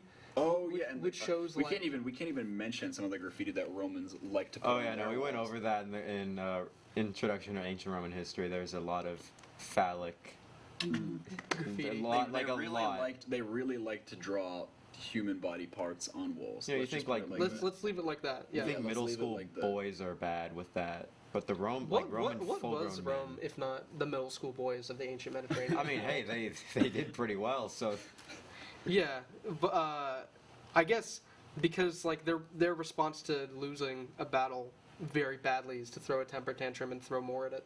So you know, 3 times in a row. What it was in the Punic War, in the Second Punic War, they lose. What's the first one that they lose at? It's like because I know there's Lake Trasimene, there's River Trebia. But And which one then- came first? Was it River Trebia or Lake I believe Trasimene? Trebia is first, and at least one of those battles, a consul's killed. Yeah, and both of those times, like a full Roman, also like Roman leader with like paired with his Italian like Auxiliaries. Saki like Yeah. legion paired. So it's like 40,000 men, and then 80,000. They're like, this will definitely do it this time, guys, and then still lose.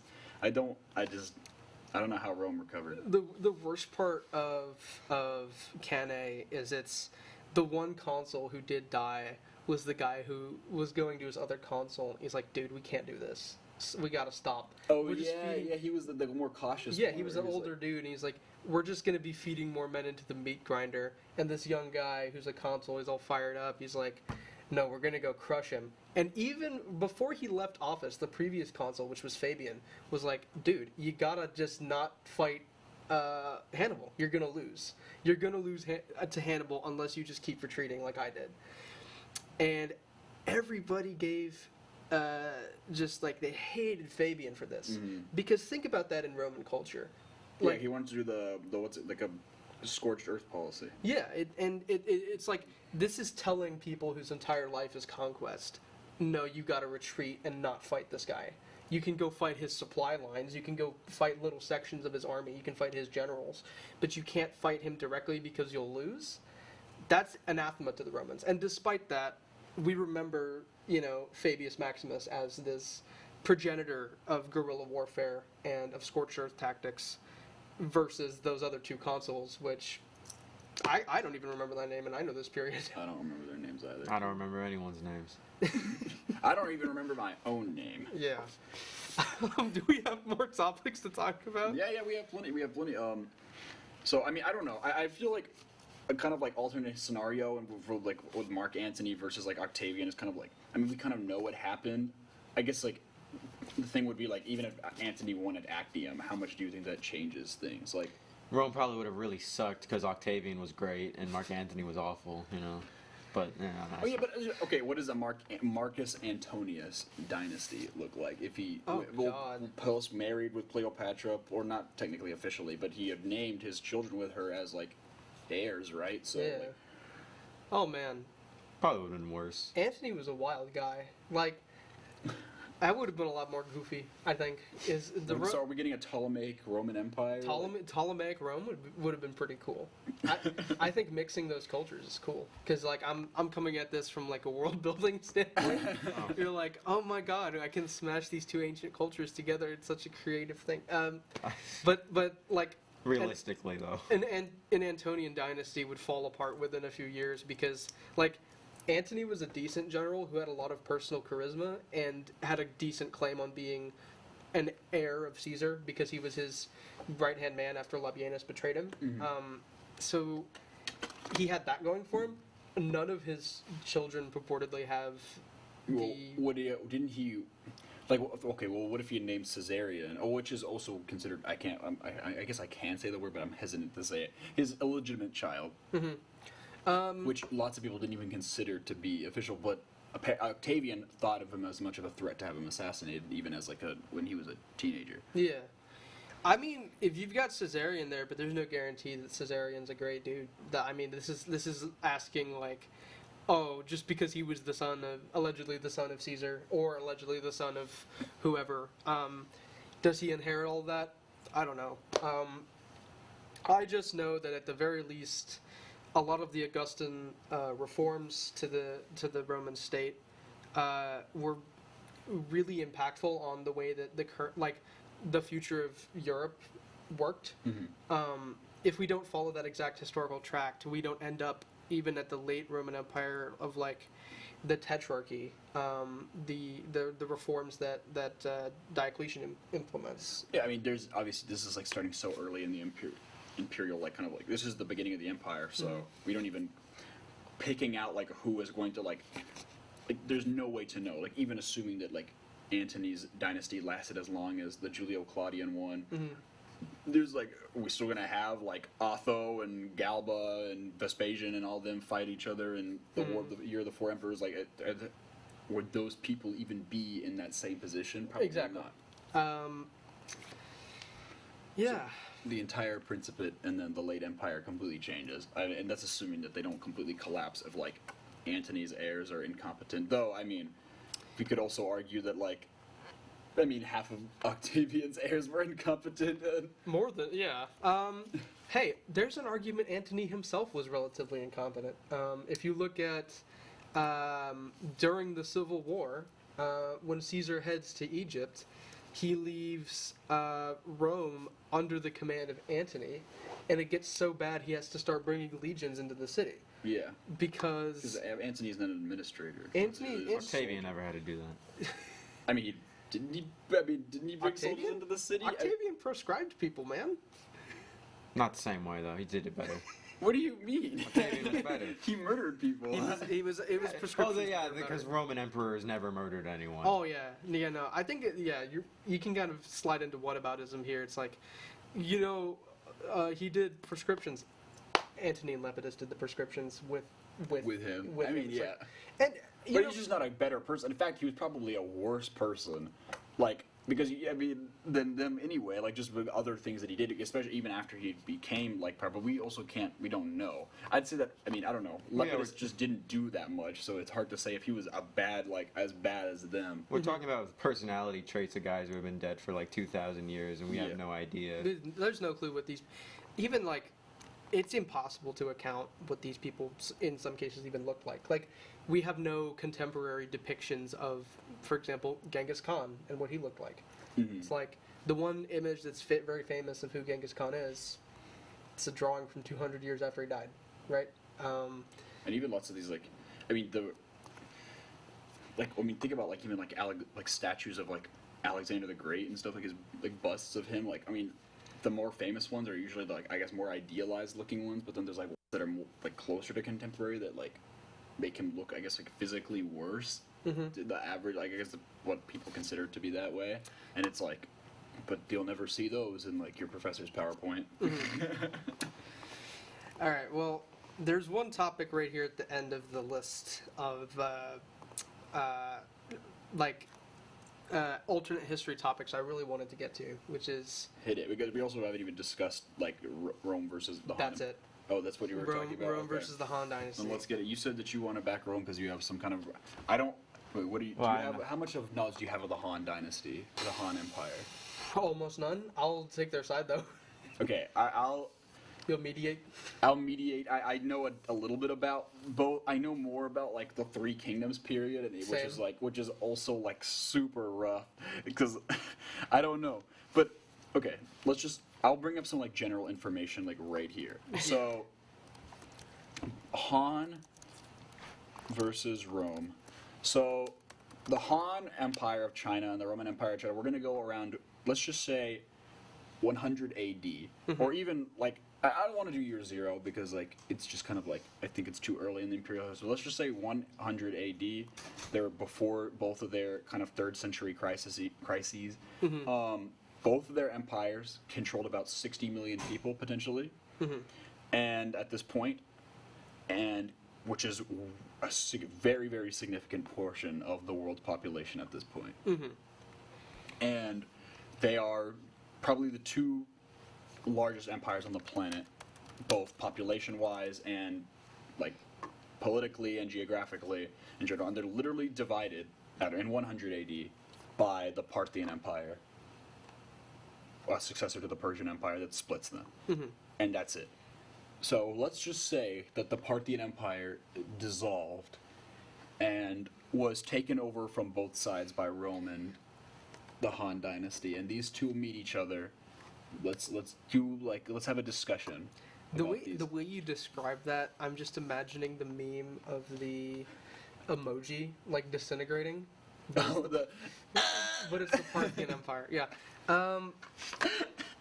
So you knew exactly what he was talking about too. Right? I know that. So I gotta say, you've kind of kneecapped us a little bit because all of the really famous and best like tacticians of the Han Dynasty are the ones who came about at its collapse, which may have had something to do with its collapse.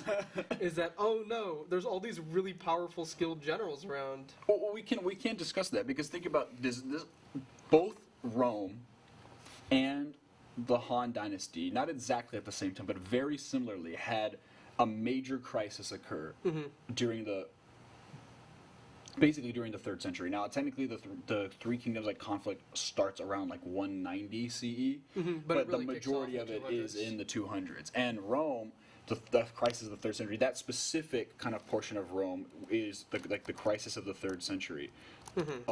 Is, I'm trying to figure out exactly, it's 235 AD. Okay. And so the Three Kingdoms conflict, Starts around 190. I think it ends. it technically in like starts in 230. 220. The official period of the Three Kingdoms is Gotcha. 220. Oh, yeah, because that's the death of most of the important But the smaller- actual like warlords kind of period is like 190 to 220. Yeah, because that's the period you have people like Cao Cao running around. Yeah, but his like their yeah. dynasties that make those Three Kingdoms is and so this is both a major crisis, and I guess you can kind of see like how both these empires responded to this major crisis, one of which completely collapsed technically, though it's also part of like the whole like mandate of heaven from like the Chinese, like, oh, if this empire isn't like, you know, good enough, then Yeah. it's the duty of the people to rise and replace them. Okay.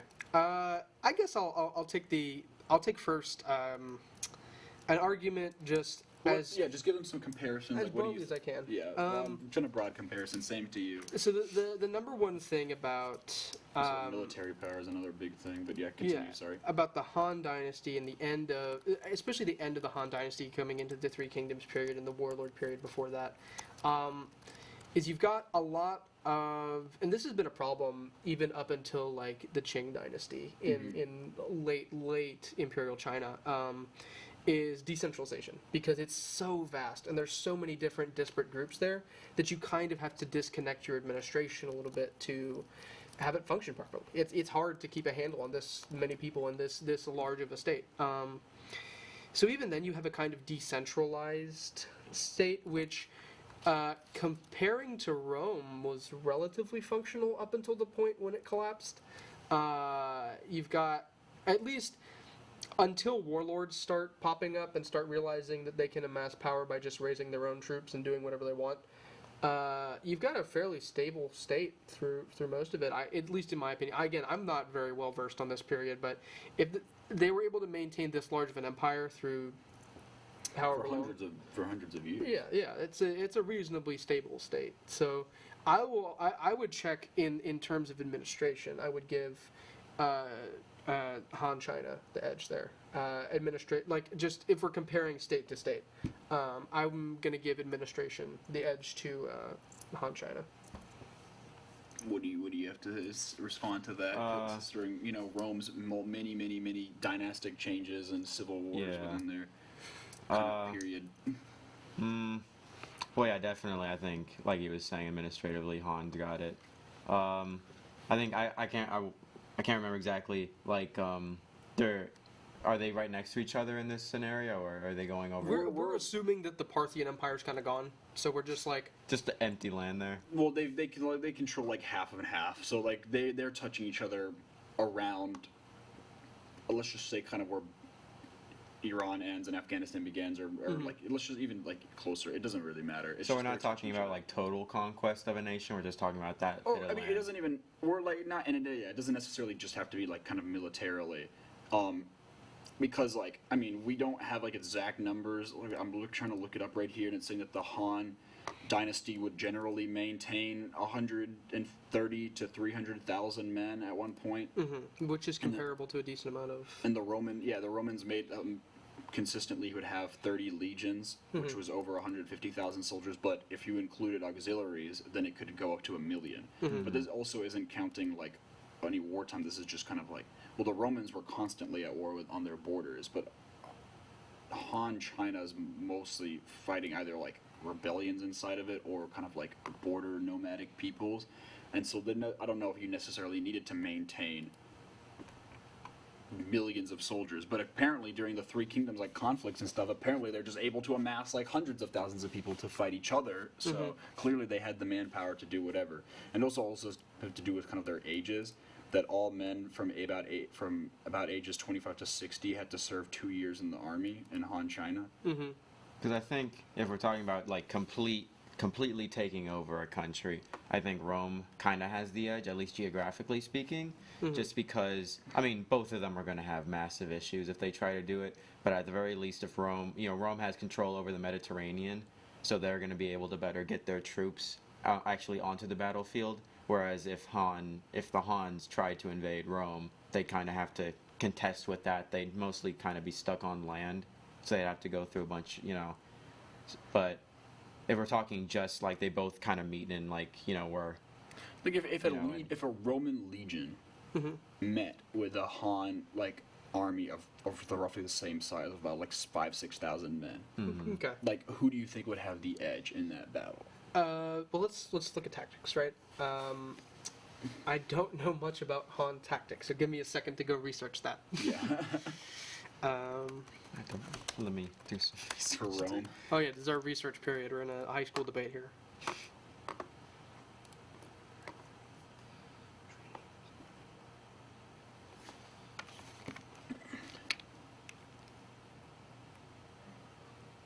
This is interesting. According to some sources, the Han had crossbows. They did have crossbows at this period, and which is something. Okay, Roman missile troops are kind of not a thing. Like auxiliaries would be like slingers mostly.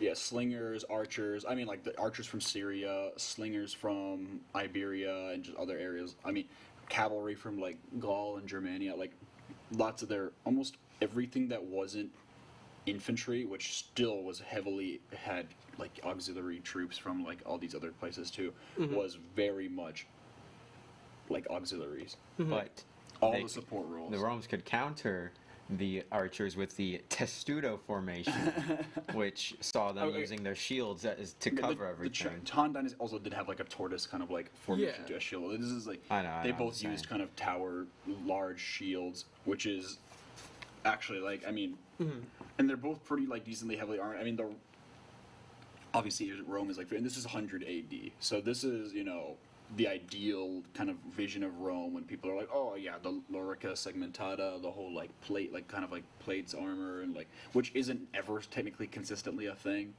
but I mean, we can assume that. And then the legionaries often throw their pila. as javelins effectively before the combat begins. So as far as armament, one thing I want to touch on first, just kind of skimming. I'm gonna be fully honest. I'm skimming the Wikipedia here. That's fine. Yeah, one thing I want to touch on first is recruitment for the Han. Han Dynasty soldiers, and especially the distinction between professional and semi-professional soldiers. Like, Yeah, actually, that's a big thing to touch on because the Roman core, the 150,000 like legion, are constantly like they're experienced, they're experienced, professional. they're Yeah. professional, and these aren't. Most of these guys they're consistently there. They're consistently training. These aren't levied troops, and even auxiliaries. Like I mean, people like the Romans don't seem to care as much about them when mentioning them in historical texts. But I mean, there's a reason why they're filling all these support roles, and even fighting as infantry. They clearly were also well armed. They filled all the major cavalry kind of skirmishing roles, and even as the infantry, they were probably similarly armed. Maybe not as good as like they probably weren't wearing like lorica segmentata, like any plated armor or anything like that. But they were still had like chainmail. They were not like peasants, and which is another thing because like the Romans at this point don't really utilize as much of a levy system Yeah. unless there was a like a point of major crisis in which they needed to basically Raise an cross army. the Yeah. cities. So, Han professionalism, especially if we're looking at what would have been an extreme border of the empire, this alleged kind of province in what we would, in, I guess, Afghanistan, modern Afghanistan. Border troops and garrisons, especially, were often highly trained, highly disciplined professional soldiers. So these would be men who were experienced, probably in border conflicts previously. They describe kind of various weapons that they made use of, but among the weapons that were most prominent were the dao, which is kind of a flat sword. Especially if you've seen pictures of them before, you would know they have a bit of a curve to them. They're good for chopping, especially. And then halberds are another big thing. Yeah, I don't know what's called, but like that's almost what. I mean, you see them in even all of like Chinese like media, even with like the Three Kingdoms TV series. It's just that's super famous, just like the long halberd with, like it's almost like a, I don't even know how to describe it, but it's not like the medieval kind of halberd where it's this very significant axe piece. It's almost just like A pole arm. a pole arm, and it's a glorified pike that also can be swung like down. Here's my reason I'm gonna give the edge to the Han Chinese, especially Han Chinese border troops. I think here, and I really do think this, the crossbow can be decisive here. The crossbow as a development, as we see in medieval Europe, gives people who are relatively untrained or undisciplined the ability to puncture a fair amount of armor, the ability to deliver force that is comparable to a longbow without that kind of extensive training. As you've actually pointed out, Roman troops did have very good defense against missile weapons for the most part. Yeah, could their arrows have broken through their shields though? See, here's the point I raised you for that. We mentioned earlier, the Battle of Carrhae was entirely won by missile troops. Crassus lost because he turtled up, because he was surrounded by men just constantly peppering him with missiles. Yeah, horse archers. Horse archers. And granted, a horse archer is a very different thing from a crossbowman on the field. But a crossbow has a lot of power that doesn't tire you out to keep firing a crossbow over and over again. So if we assume, and this is assuming a lot of things, that they could get that legion into a point like Kare, where they have to box up to defend against the missile troops, you're already looking at vast amounts of exhaustion for the Romans as compared to the Han, who are really able to just kind of keep picking at them with crossbows. This is assuming a lot of things. If you get a Roman legion into a position like in Kare, you probably already beat them. But I think the crossbow is the deciding thing here, just because it's such an advancement as compared to the relatively short-ranged Roman legion. Well, I mean, yeah, I mean, you're saying you're assuming a lot of things, and yeah, it does depend, like you said, if you can get them into a certain position. But Rome also had, they had like the wedge formation, which they basically would put a bunch of men into a little wedge like this, and they'd really pack them in tightly, and they'd all run together with all the strongest men in the middle, and then just basically to overwhelm forces as soon as possible. And so they can maybe do that. And as I said, transport to the battlefield is also very important. So if we're saying they're just kind of meeting, where... I mean, if you're in Afghanistan, you probably have to march somewhat significantly. Yeah, and which the battlefield obviously depends on this. And I think, yeah, because the Romans, they had better control over the Mediterranean, so they probably would have been able to sort of have a better supply line to the field, which would have significantly helped their odds. Yeah, supply line, a lot of it over sea versus, like... I mean, you got to think this is both armies at the ultimate extent of the empire, of the empire they represent. This is probably, their supply lines are super thin for the most part. I don't know how good the forage ground is, depending on where they are in the Middle East. I mean, if it's it doesn't have to be Afghan, but even if it's just this is like a lot of mountainous terrain. I mean, even if we're assuming that they're fighting on some kind of flatter plain, I mean. If we want to put it up to just flat plain, as dead of an environment as we can make it, 5,000 Roman legionaries versus, say 5,000 Han Chinese garrison troops. What is the outcome of that?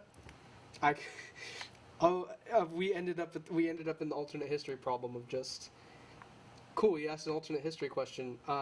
There's no answer. We can't know. Yeah, because the Romans they had the plumbata, which is also basically like a giant lead-tipped dart that they would throw at people. Okay, that's like late Roman stuff. Like that's would be definitely transitioning into like the Roman Empire. The late Roman Empire after Diocletian and stuff. So I mean, yeah, my bad. Forget that. No, you're it's good. no worries. You're good. It's just like that would at that point. The Han Dynasty wouldn't exist anymore, so I guess from that angle, so we would win. But then I guess here's like another way to we call like Chinese dynasties based on like the family that controls the empire, but we don't do the same thing for like Rome. So you could, but like do the borders of those like Chinese empires after those like civil wars or major rebellions that do they change that drastically, or do they change in a similar way to the Romans do, just shifting from circumstances while maintaining the same whole? And really what you're just seeing is a dynastic change from a civil war. In a very similar way to the Roman Empire is we just don't call the Roman Empire, this is the Julio-Claudian Empire, and then this is, the I don't even remember all of their whatever Vespasian, the Flavian. There are Empire. definitely periods though. Like you have the period of I think it's like the five good emperors or something like that. Oh, so more stability. But I mean, these are guys that are part of like that same kind of dynasty. Yeah. But I guess which is another thing to compare. I mean, so when we're talking about Han, we're talking about are we talking about just specifically that dynasty? In which are we comparing that Han's dynasty to the current Roman dynasty at the time and how long-lived those were? Or are we really talking about just the Chinese Empire that controlled China at that time compared to the Roman Empire that controlled, that was in charge of Rome? Yeah. Because of the fact that, the Han Empire is just the name of the family. It's not, hey, what's up? it's not technically, you know, it is just a Chinese empire. It's just a Chinese empire, yeah. Yeah. I do gotta ask, what time does our time slot end? 6. Okay, so we've still got some time. Yeah, we have plenty of time. We still have the insane War of the Gods. We have some, we still have insane History Channel at 3 a.m. stuff to come. We also have some gameplay stuff to show up, which we can do at any moment. But yeah, if you want to bring up any topics, or if you still want to hang on to the Han China / Rome kind of thing. No, I think I've got I think I've got my fill of that. If we want to go into like other alternate history topics, then, or I know this is a kind of we're moving into our third hour, so this is essentially a kind of other. Yeah, we kind of lost an hour from like setup stuff. So, but yeah, I mean, we can. This is any time for like topic. This was also like this is the stuff that's reserved for like any other topics / like game stuff, which we can also bring up if while we even talk. Like we don't necessarily have to be talking about the game, but. So, but yeah, if there's a topic that you want to bring up. I didn't really have anything else I wanted to touch on. If you guys wanted to move into the game stuff, I think now is a good time to do that. If you want to switch back out with Gray and stuff, so. Okay, and would you, by the way, would you like to come, are you going to come back to join us for the insane alternate history, not alternate history, but History Channel at 3 a.m.? That one's going to require more editing. I think I got to be in master control for that. Well, you sure there's nothing else that you want to talk about, or are you? Not at the moment. All right. It's been great. Awesome. Thanks for coming out here and joining us for the talk. What do you want to? What if Germany won World War II? Oh yeah, we're not touching that one. No, we're not touching that one. Alrighty. Well, thank you, Tyler. Of course. Alrighty. So, what did you want? Is there something that you would like to talk about? Is something that you would like to do? Is there food that you would like to obtain? Is there What? Food? into Do you your? want me to go stomach? get food? No, if you want to get food, because you had mentioned that you were asking if you wanted to get food. Maybe, yeah. I don't know. Are we gonna go into the game stuff now? Yeah. I mean, probably. Just because, unless there's something that you specifically wanted to mention during this time, or if you just want to come chill with us here, or if you want to go into Master Control, it's up to you. I'll probably help out with Master Control. All right. I don't know. Okay. I mean, do you like need me here right now? Or? I mean, like I said, it's totally up to you, and I know you're going to be back once you, once we get to the alternate history. Well, I don't even consider that to be alternate history, just the insane stuff. And what was that? What was the era that we're technically starting this at? 252 million years ago. And what is that specific? What is the name of that It period? is the end. It is the Permian mass extinction, the Great Dying, the worst mass extinction that has ever happened. Yep. And we're going to be telling y'all about the lore of that very, very soon. But yeah, it's up to you. If you wanna get food, if you wanna go chill, if you wanna chill here, it's totally up to you. Probably just go into Master Control at least for now, unless he doesn't need me or something. I don't know. All right. Sounds good. Well, thank you for joining, and you will be returning later on. All right, guys, we're transitioning into our third hour, and our next thing that we will be doing. So just give us a little second to set up. Hey! What's up? Zach is back. We have been joined. Okay. Kevin, you all good? Alrighty. Then I'll see you in the next hour when we get to, or just, I mean, I'll let you know when I'll give you all the signal in there when we're going to start the War of the Gods. And the I did some TDing on the last segment. Got some good camera angles, hopefully. Oh, really? Yeah. Nice. So you were the one in there. You were like master of camera work. So how did it go? While It's it was been going? it's been going good. We've been just chilling for the most part. Where we've been discussing various topics. Tyler came in here and we discussed some kind of like alternate history kind of scenarios, just general scenarios. Yeah. But yeah, I mean it's been good. I saw most of that. It was pretty good. Oh, were you tuning in? Yeah. Nice, thank you. Cameron came in also. He swung on in. Cameron Rudine, Oh, yeah. nice. Does he have much historical knowledge? He actually does. Really? Cameron Dean is actually very, very well versed in historical information. I mean, he's told me so. I'm just like, I don't even know where you read this. I don't know how you know this much. I But would have never known. yeah, I mean, yeah. The only reason I know is because of he always understands when I bring up something, and then he'll bring up stuff. But he was part of our session last year. So So back on. yeah, do you have your laptop? I do. Time to whip out that laptop.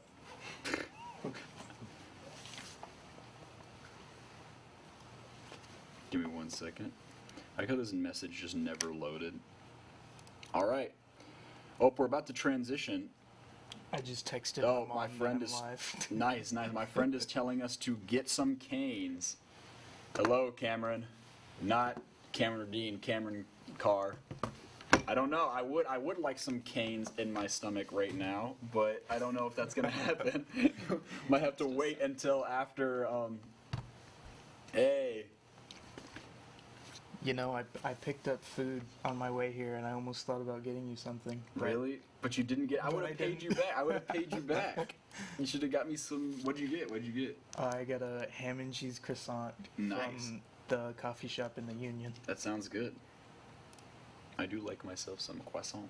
Croissant. Croissant. All right, are you ready, Gray? Yes. So what are we doing? I guess we can switch over to gamer footage right now. Gamers going live. Hey, can get rid of the TSTV logo so we don't cover the whole kind of thing. I'm gonna hit the chat with where we are gaming, boys, people. Oh, well, look at this. All right. So yeah, whenever you can, could you just fade out the TSTV logo for now until we go back to the other stuff? Just gonna wait for that so that we're able to see. He And may what not games know did you said you how. had available? What? I just said he may not know how. I don't know how either. It should be just like a little button. You can't stop it. It's unstoppable. I Do you want to go run and see what's up Yeah, with that? I'll see if I can figure it out. Oh wait, they just got it. Never mind. All right, let's go. It's gaming time. I only have Medieval 2 and Shogun 2 on this laptop. All right. What do you want to hit up first? I'm definitely better at Shogun 2, but Really? like Medieval 2, I feel like is more of your stuff. I mean, I'm good with the Boshin War stuff too. I mean, I don't know what mods I have even online right now, but I don't have any mods, by the way. did you not download the Bayonet? mod? No. Just Forgot. do it. Just do it. It takes like 5 seconds. Why is it? Why'd I have to download the Bayonet mod? Because it's bayonets. Why would you not want bayonets? It's for historical accuracy. It is for Come historical on. accuracy. historical accuracy. Actually, they would use bayonets. So are we doing Shogun 2 or Medieval 2 first? I'm fine with either. It depends, like, what are you looking for Oh. to do? I don't know. You know what? Let's start off with Medieval 2. Let's give an old-timey game a Yeah. try. Let's even see if multiplayer. We're just going base game, right? We're not going any of the expansions or anything. Yeah, it's base game. Base game Medieval 2. Here we go. We're launching. Let's see how it looks. So are y'all gonna be playing against each other? Probably. Oh, I'm also Yes. loading in some nice graphical effects that make the game look all cooler. I don't know how else to say it. It's just like it just adds like coloring stuff, but before like you edit it. So yeah, you'll see it kind of shift to be a little bit darker and stuff sometimes. Cool. The fans, I can already Oh hear. yeah, the fans are going on. Yeah, those graphics are really putting some stress on your machine there. This is a game from 2006. Really? Okay, in all fairness, this computer gets hot if you do literally anything. When I'm editing, it's just trying to keep itself cool. Yeah, when I had a gaming laptop, Do you need to use the flag? As the fans came on for To use the flag. No, it's mainly just like Google. connecting. I use this mouse for a lot of different computers. All right. Well, while we're waiting on that, we'll.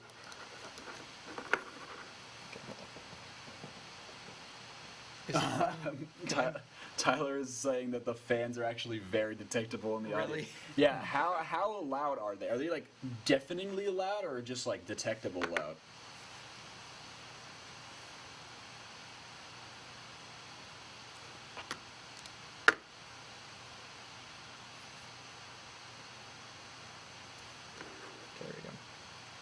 Okay, he's saying it's staticky. I'm gonna try to move the computer over a little bit. We could move the mic away a little bit as well. Yeah, move a little bit away. I don't know, is that better at all?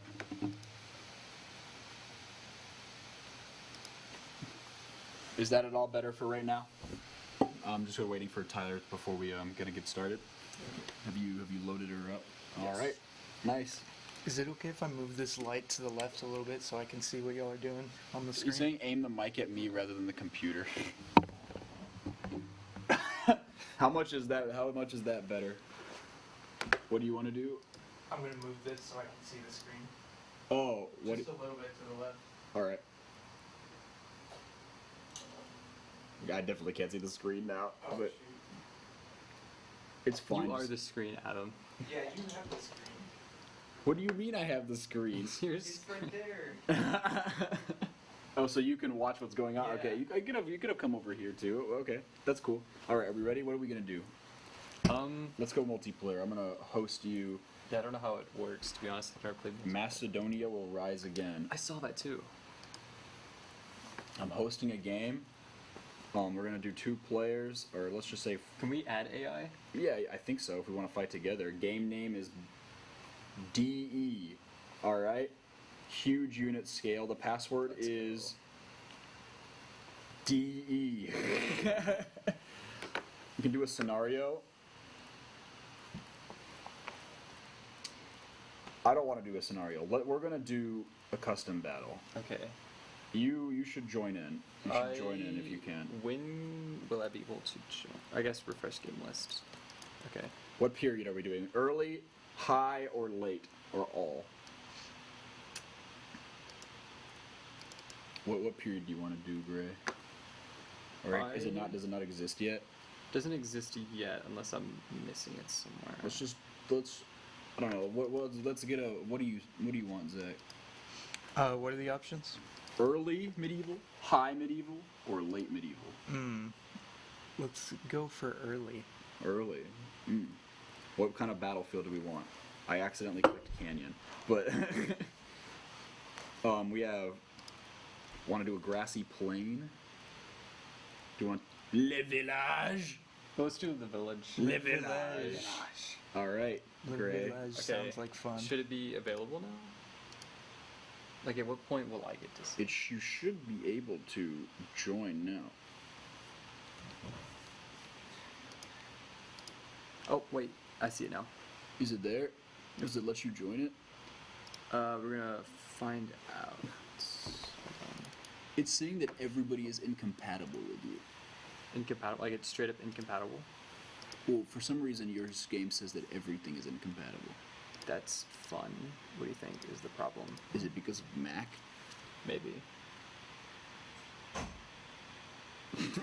That'd be whack. Ask him, or look up if Medieval 2 can't be played together if one person has a Mac or something. Okay. That's I would unfortunate. think not. Yeah, you would think no, but here, I'll invite you directly and see if that works. Because I could join other people's games. Okay. But, which means that even with my little, so it's not because of, the graphics mod or whatever, because it's not even a mod, it's just, a thing that sits on it. It's, a different program that's run separately. So it has to probably be... No, you can't. You can't. Really? Can Shogun 2 be played together, then? Let's see. I feel like I've played multiplayer games in Shogun 2 before. But were they only max? That's unfortunate, because Medieval, I wanted to hit some people with some knights. I don't know. That's unfortunate. Does it say anything at all, or... I guess we could try it. Simple answer first. Basically, multiplayer code has some platforming. Okay. This is not Am I helpful. gonna have to play this alone? It says not possible. Really? For Even everything? for Shogun 2? Yeah. Do you want to try it? Do you think it's worth trying? I guess we can just try it and just pull it up. Let's try it. If not, then I guess we're gonna have to do a single player experience over here. And we'll have Gray give us commentary, and Zach too. Let's try Shogun 2. Did you download the mod already? It should be downloaded. Did you have it activated, I guess? We're gonna find out. Hold on. Apparently, it's not common for Mac and PC to have crossplay. That's weird. Wait, do I not even have this mod? Ooh. Okay. Dismiss. Since when was that the launch thing? I don't know. Currently disabling all the mods I have. Yeah, you have a completely different menu than me. Yeah. Maybe they're not like compatible. Okay, well I'm gonna download the new Bayonet mod, which apparently I was not subscribed to.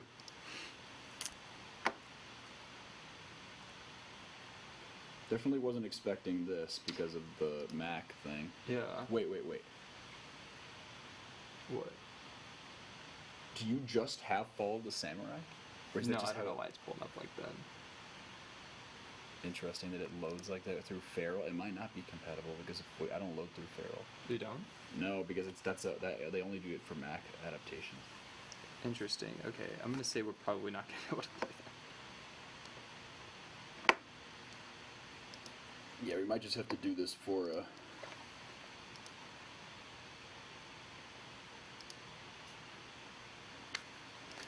also, yeah, for Shogun 2 takes like 10 decades to load. I don't know why it takes so long to load, but Shogun 2 is. Oh, there we go. Here, I'm gonna go into a multiplayer battle. Nope, I was multiplayer campaign. Not the same thing.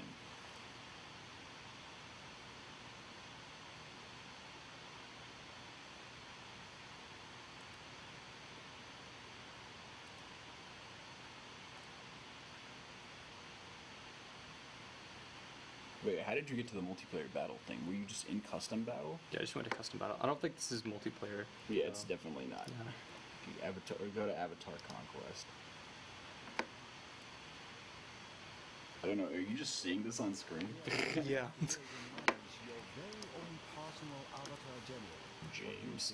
It's very far away, so I can't read anything. Don't know what I should name this man. Name him Adam. Doesn't look like an Adam, though. Jean. Okay, I'm not gonna be doing all this right now. I'm just trying to get into the army thing, dang it. End tutorial. I know how to play this thing. I'll do this later. Each with their own strengths on the battlefield. Double left click on a unit card to add that unit to your army.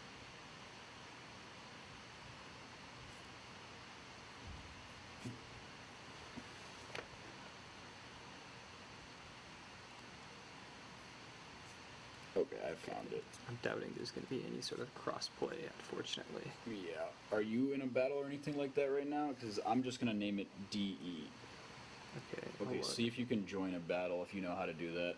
I don't. Where did you find that screen? Okay, so it's if you click on the map in the middle, like the big symbol. Yeah. Oh, yeah, I see now. I also just do not have access to any units. I swear there's a way to just do this without, like, having the... Yeah, like not Avatar Conquest. Yeah. I wonder... I can try to invite you and see if it even works. I don't know. Shogun 2's multiplayer is set up so differently from the other ones. I know there's a way to just play it normally, but I don't know how. Did it let you join? Or are you not even in the... I mean, it's not like... Oh, wait, hold on. You sent me an invite? You say? Yeah, I sent you an invite. I sent you an invite, like, through the game itself. Oh, the game itself? I don't know how to get to that. Okay, I'm gonna try it again. How do I do this? Where was I? Here we go. Sent you another invite. Okay, shift tab.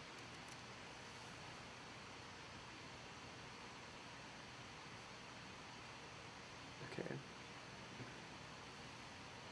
Well, I did click it. I guess it's not compatible. It's unfortunate. I don't know who's even witnessing this right now, but it looks like it's not compatible. Probably my mom. Now, is your mom watching it? Is she watching it on TSTV or through YouTube stream?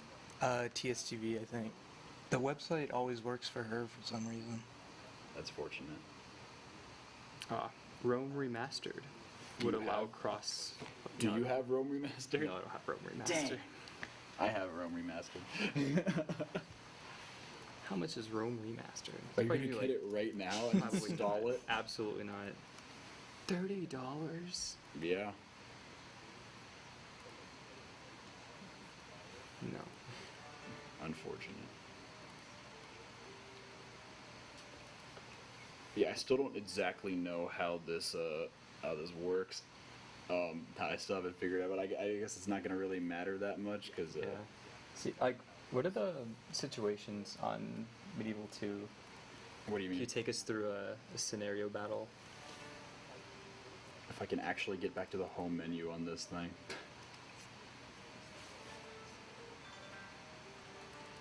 Where's the button to get me back to the home page, my brother? This is how long it's been since I've played Shogun 2. At least, like, multiplayer. I haven't done it in years. Oh, okay. Forget it. I'm alt-tabbing out of it and just closing the game. Alright, then Medieval 2 it is. So, once Shogun 2 actually stops running, I might have to force close it because I closed it unnaturally. Control Delete. Can I bring up the task manager? Oh, did it close? Nope. Task manager time. But it says it's not even running. Oh, computers. Where even is it? It says it's not running.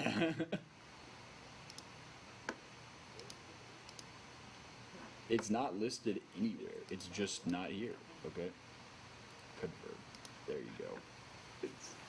I'm just killing the game. There we go. I'm going to do Hastings right now. Are you doing Hastings? Pulling up Hastings. My computer's already in front of me, so I'm going to do Hastings. The tutorial or like the historical battle? Historical battle. Alright. We're going back into Medieval 2 people, the 4 people that are watching. All Five. right. We have 5. Whoa, 5 viewers. Plus also probably 1 on TSTV. Yep. So, Hi, Mom. and the people in Master Control.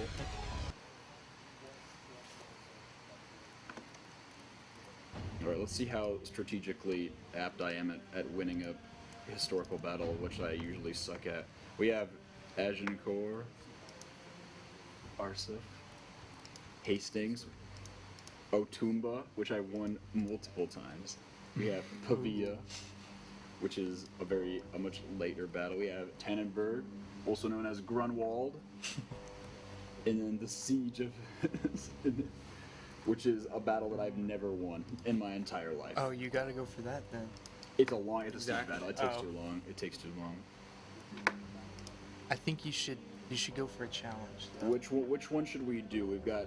I don't want to do Agincourt. I've done it too many times. There we got Tannenberg. We can do Pavia. We can fight as this is the forces we get as the Holy Roman Empire. You know, look at these very limited forces. I don't know. I feel like this is Tyler's like era of expertise. Like this is the time period that he's like super hyped about. I don't know. How are you doing right now? Goofing around. Tyler, what battle do you want us to play, Tyler? What battle? Pick. Sure, come in. Well, come on in if you want to.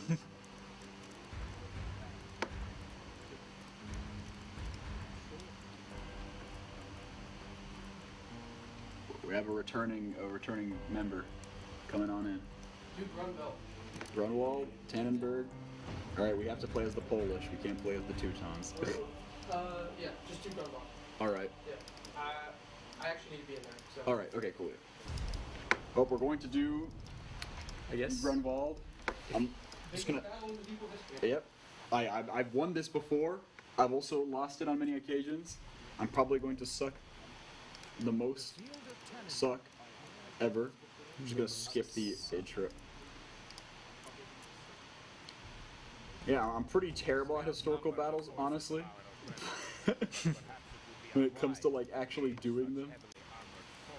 Also, the Polish just are nowhere near as like. Oh wait, do I need to turn this graphics option? Where is it? It's in game options. Oh no, you just can't do it for this battle. Okay. So there's Teutonic Knights all the way over there, and then there's like some infantry as an archer, and then the general. Did you win or lose, or did you just quit? I'm just gonna quit. I'll be right back. All right. Gray is leaving. Okay. We're currently being fired upon with cannons. I'm advancing whatever infantry I have. I'm gonna pair this man with the heavy cavalry. So this is all real time, right? Like it's not a turn-based No, game? this is real time. Okay. I've never played a game like this before, so Yeah, they're a lot of fun. I have other games other than Medieval too, so we could theoretically, since we're just doing single player now, we could just do another thing. I'm probably going to try to run my halberdiers militia up there because I feel very unconfident. And they have Crusader. The Teutons have Crusader and Teutonic Knights over here, so probably. But I don't know. I'll put my guys into some kind of like wall once we get closer. But right now I'm very unconfident in my just guys getting absolutely blasted away by like the bombards they have on the hill. So they have a total of I think 8 over there. My horse archers are firing away. Okay, the Teutons are coming out to charge. You better retreat, buds. You better retreat. Gotta not say anything. Gotta not say any words. You're supposed to be from Lithuania. Run. keep it FCC regular or FCC. Keep running, boys. Just keep running away. Drag them all the way out. All right. Okay, we're getting shot up here. Probably just gonna try and charge them in the flank over here. I'm just gonna keep pulling them away as much as I can. So does it change each time you play a campaign? Because you said you've lost and won before. Well, this is a battle, but yeah, in a campaign, it definitely changes. In this battle, the AI is going to generally follow a kind of path that they want you to. Okay, so our knights just routed one of the Teutonic Knights, but I am very unconfident in what's currently about to happen. I feel like we're going to get charged in the rear by these Teutons, so I'm going to start pushing my guys back while they still can. So what are the best strategies? Like, it really just depends. I don't know. It's been a long time since I played this battle on to here. take the high ground, like Star Wars. I don't know. These guys should literally be a direct counter to these guys, but they're also militia, and so they suck. So like different units counter certain other units. Yeah, like I mean they're like halberdiers, so they would have an advantage over like horse units. Hey, what's up, Gray? He's returned. And Tyler's what? This is his expertise. Oh, okay. Yeah. He's going to do his commentary. All right, that's a good idea. I realized it's probably, since this is my kind of thing, it's probably a good idea if I'm here to provide commentary on Nice. stuff. Yeah. And mine's not working anyways, so. Do you want me to go TD since like? Oh yeah, if you want to join them in there, or Gray, you can. Why don't you just switch over here? Yeah, I since feel like you don't could have, offer you could just kind of like talk a little bit. Slightly better commentary since you've played these Well, kind of games you've at least, before. yeah, you've at least played Total War, so you can talk about. You're the Total gameplay War. expert. I'm the history expert. I don't want to kick you out of the. It's up to you. I don't care. I mean, well, if you actually know what you're doing with it in terms of TDing, so like you would. That's fair. Yeah. All right. Very cool. Cool. So currently, I don't know if you can see it from this angle, but I'm currently dragging my Lithuanian cavalry over here. A lot of my infantry has been completely routed, though I am fighting currently Grandmaster Ulrich, my favorite man from medieval history for no reason, other than it's just a meme. So what do y'all want to say about this battle? Like, what's going on? So this is a really important battle in especially northern, and I guess you can consider this northern European history. Okay, so apparently the King of Poland just died, and we lost. We lost. Yeah, because he can't die. He's a real person. Oh. So allegedly, one of the figures who appears Oofers. very heavily in our upcoming Hussites video was a part of this battle, which is a guy by the name of Jan Žižka, Yeah. who is a Bohemian general and kind of a bandit for the first like couple decades of his life up until the Hussite revolt. But yeah, allegedly he was part of this battle, and I wouldn't put it past him considering this is one of the biggest battles ever in medieval history. So it's a big kind of mess of like I won't lie, I'm not super caught up on the Polish-Lithuanian Teutonic War, but like you know, this kind of stuff usually breaks out over either like wars in medieval eras are very easy to categorize. Did it happen because of religion, or did it happen because somebody wanted some land? Yeah. So I believe This one was it was kind of both, because like kind of both. well, like the Teutons kept fighting. I mean, this battle literally happened because the Teutonic Order refused to stop fighting against the Lithuanians even after they had converted to Catholicism and had joined the Polish in kind of a union. Yeah. So it's literally that they were just they just didn't care. Okay, well, since Epic failed that and got the I can Polish talk king about- killed. What do we want? Pavia? Do you know Pavia? I Since can it's I Italian can talk wars? forever about Agincourt if you want to do that. Do you want to do Agincourt? I can talk forever about Agincourt if you just want something for me to talk about. Pavia, I kind of know a little bit. It's an Italian wars one. Yeah, I'm gonna have to refresh Anything about myself. Otumba? Tumba. It's a Hernan Cortez battle. It's a Cortez battle. Hastings, Arsuf.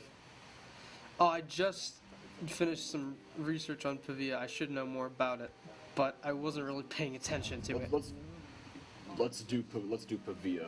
Yeah, so this is during one of the later Italian wars, the Italian War King of Francis. 1521 to 1526. Yep, France was led by King Francis I, who was famously a contemporary of Henry I feel VIII like I'm gonna suck at this one too. of England. Basically, he was laying siege to the city of Pavia, which is a part of the Duchy of Milan, within the HRE, the Holy Roman Empire. A lot of French armies in the Italian wars consisted of heavy Swiss contingents. So, do you have Swiss units somewhere in? Oh, what side are you playing as? I'm playing as the Imperials. They do have Swiss units though. I think they have. No, I don't know. 100% sure. But right now we're just defending this.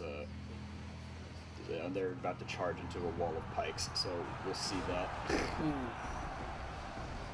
Historically accurate here. Yeah, my Landesknecht pikes are holding back. Here comes King. Is that King Francis himself? It is King Francis. He was just hit by some artillery. Yes, he does lead the charge historically, I believe. So my pikemen just completely dismembered those gendarmes. There's some Scottish archers coming up. That said, they did do some pretty decent damage to these guys. I don't know where the Spaniards are. Oh, there's the Spanish general just killed in his battle over there. You should have... Who died? A Spaniard. This is a Spanish general. Okay. You should have some arquebusiers, which is interesting. I do. Because I actually do right here. This is one of the first instances, the Italian wars are one of the first instances of combined arms warfare. Okay. This is a kind of the genesis of the tercio, which we would later see in My militia, the my Pike and Shire. militia just completely abandoned the field of battle. yeah, it's Oh my gosh, that artillery just completely blasted away my Zweihander. Oh, rip. unfortunate. Oh, and they're retreating now too. Oh my goodness. This is not going too hot. This is not going too hot for the HRE. Also, for some So reason, I'm you- stuck in this like very not favorable like camera version. For some reason, each of the historical battles like wants to pick its own camera and won't stick with one, and so it's super annoying right now because I just cannot seem to get this to go in like a way that I like it to be anyway. So you're trying to like hold this like. What do I'm you? currently trying to like, hold this, but unfortunately, my infantry, my actual like good infantry, has just been completely annihilated by just whatever, and now I'm just charging in my general to see if I can stop these Frenchmen. Okay, I routed them. Now get out of there because they're technically pikemen. You know, historically, you did beat the French. Yeah. So it would be ideal if I could do that here. In fact, it was quite a smashing victory. You captured Francis the First. Well, I think Francis the First is currently in this.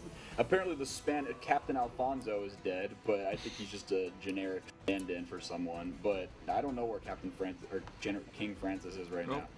Allied General. Yep. Okay. I'll let these guys handle.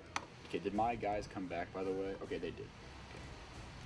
Let's actually somewhat organize the army over here, because I currently cannot even tell what's going on this battlefield. Where are my arquebusiers?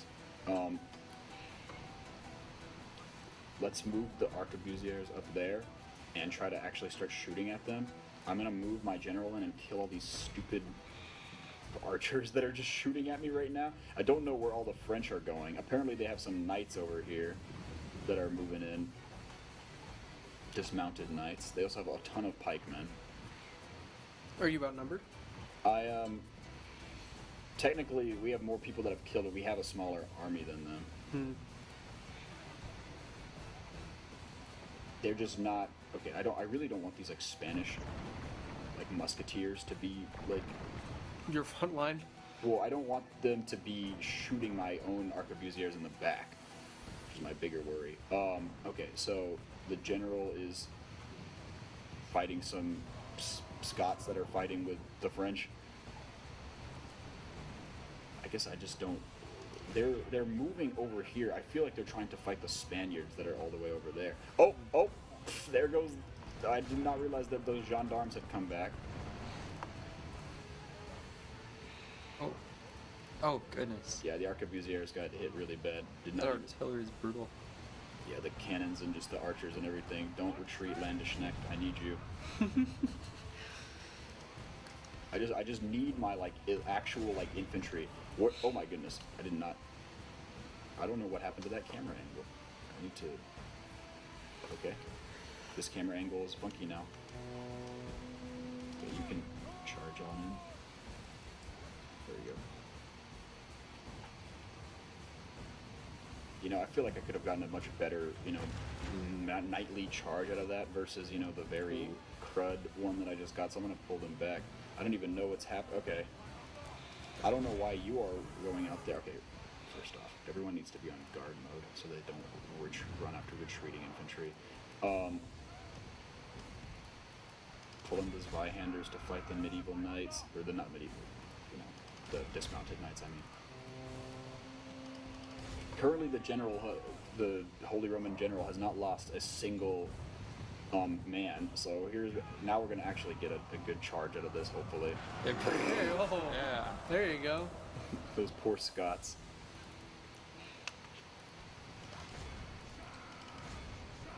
Okay, we have some pike versus militia halberdiers. Oh, those are arquebusiers. Okay, pull these guys over here. I'm just gonna pull up the stream because it's easier to watch. Yeah. I can only imagine what people are like seeing when I'm like blitzing all around like non-stop. Also, I told where are the rest of my Landesknecht? Okay. People probably don't even know what Landesknecht means. Yeah, what does that mean, Adam? Do you want to break it down? So a Landsknecht is a type of German mercenary who was common around this time. They're famous for their kind of flamboyant dress and the character that they portray. You can see a lot of their art. It's very expressive. They were famous for carrying around Zweihanders, which are these big giant swords that have.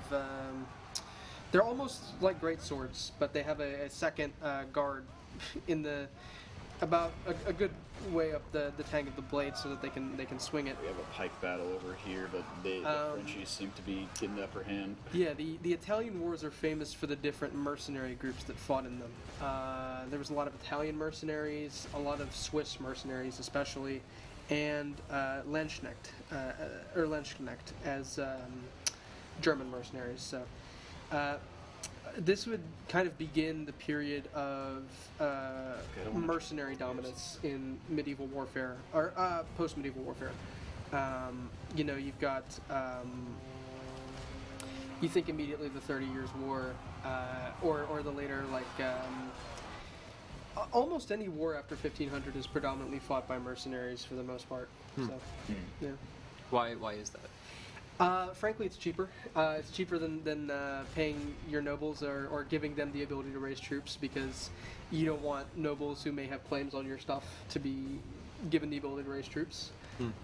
So often what you see in, a good example of this is in the 30 Years' War is a lot of it is on both sides. It's just mercenary groups fighting each other. And that's why you have generals and stuff constantly crossing over because they were mercenaries as well.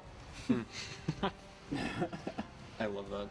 Okay, so currently we've finally reached their king position, but they have gendarmes, and King Francis is apparently sitting right over here. So go capture him. You got to be historically accurate. they also have a cannon position over here, but it's they have another one. I'm gonna actually assault this with my general currently.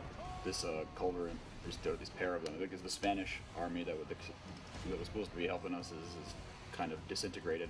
You also have some knights over here that are coming, so if you have cavalry, use them to go after a culverin. Yeah, they're currently duking it out right now with them. I need you to stop them. Okay, so I have my semi-phalanx infantry that I've basically glorified phalanx infantry in the front, and my Zweihanders there. I want my Fusiers to just honestly start shooting at the gendarmes. I don't care as much about the Volgear. Okay, the knights are done. So what do they have left right now? Currently they have a position of cannons defended by on a hill or a bastion defended by some stakes. I don't really they're not really in a good viewing range because of this large building that's covering this part of the battlefield. So they aren't as much of a threat. Yeah, so I'm more inclined to just be kind of. Okay, well, what's left of my Landesknecht is. Oh gosh. Okay, let the guys that have long halberds and stuff fight. Okay, their gendarmes are coming after my general. Their King Francis is coming after the arquebusiers. Oh, you gotta capture him, man. You gotta be historically accurate here. No, I mean, they're fighting him right here. Here he is. Oh. Ah! Did they get him? Yeah, King Francis. Apparently we killed him. Not historically accurate, but it's fine. Oh, those gendarmes are hitting my Zweihanders in the back. That was brutal. But here comes my general's bodyguard. Okay. Oh, there. This is just turned into pure chaos. I barely tell what's going on right now. But oh, get him! Get him! Militia. Get him in the back. There you go. Turn around, militia. Fight the French. I thought your militia fled the field. Okay, well, we killed the gendarmes. They're donezo. Who are these guys with the halberds here in the front? Which guys?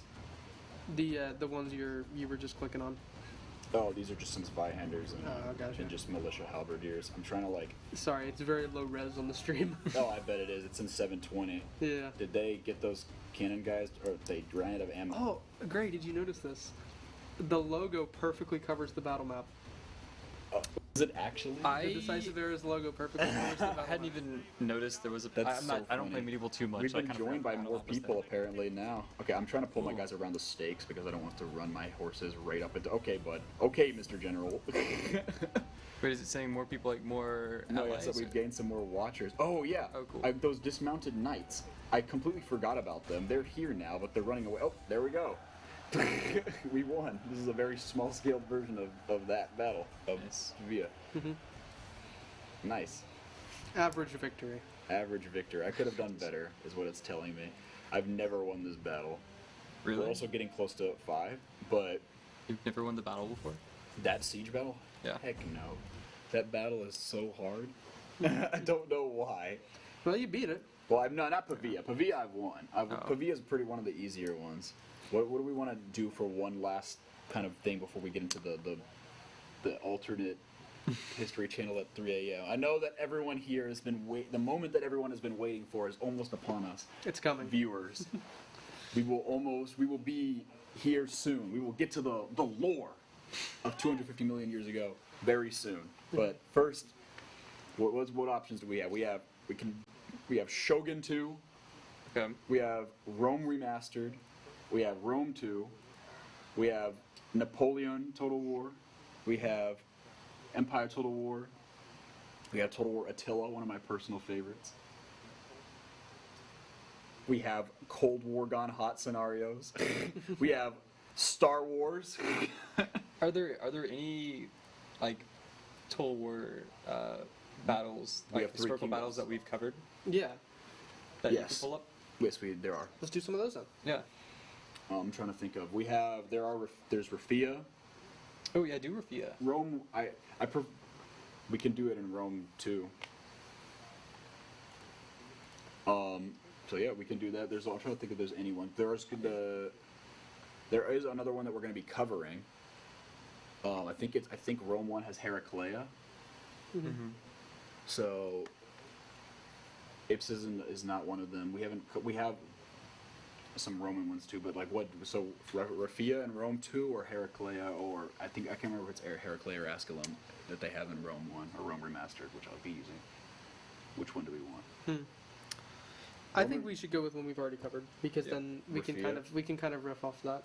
Okay, Rafia it is. We're gonna play the Battle of Rafia, or Rome 2's version of Rafia. Rome 1 does have Rafia, but Rome 1's version of it is terribly inaccurate because when they were making Rome Total War 1, they basically, the developers, they admit that they talk about it, that they made Egypt essentially in the Bronze Age because they were worried that there were already too many Hellenistic factions. It compared the Greeks, the Macedonians, Thrace, which is semi-Hellenistic, and then the Seleucid Empire, and they basically said that they wanted something different. And so they made them in the Bronze Age, though they technically still have like pikemen and stuff, which isn't accurate, but they wanted to kind of mix it a little bit.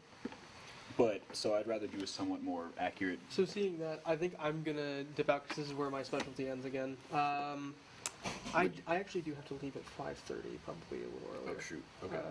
So Czar should be here to shut stuff down, but if Do you- not, do you even want to do Rafia, or do you want to just get into the whole like wacky stuff? oh no, I'm not gonna be here for that anyway because I've got to go do stuff on TriCaster for Alright. it. So Well, then I guess we'll see how long this takes. But we have Rafia. Let's go. I guess you guys can kind of riff off that because we did an episode on it. Yep. Yeah. And then we're gonna do Rafia, and then we're gonna get into the stuff that everyone's been waiting for that's still here.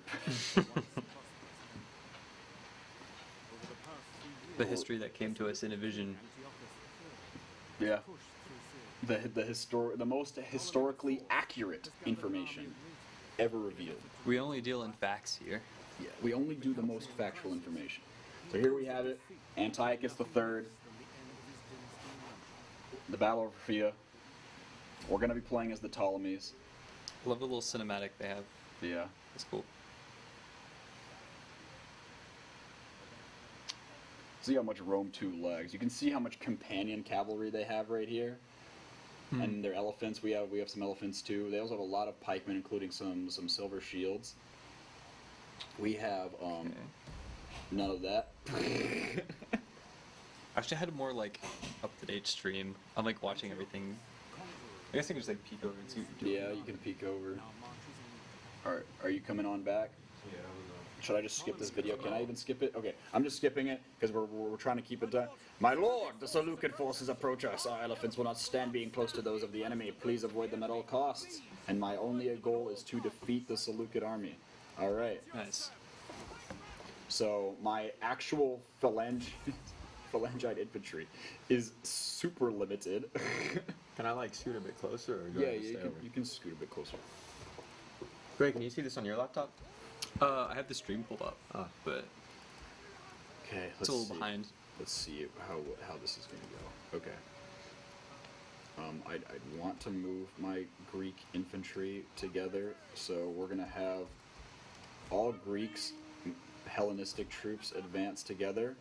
We're gonna have just our Egyptian and Galatian infantry move up behind them. Peltists, I don't even know where to do this. We're gonna put some peltists on each side. Oh, that wasn't peltists, that's a Galatian infantry.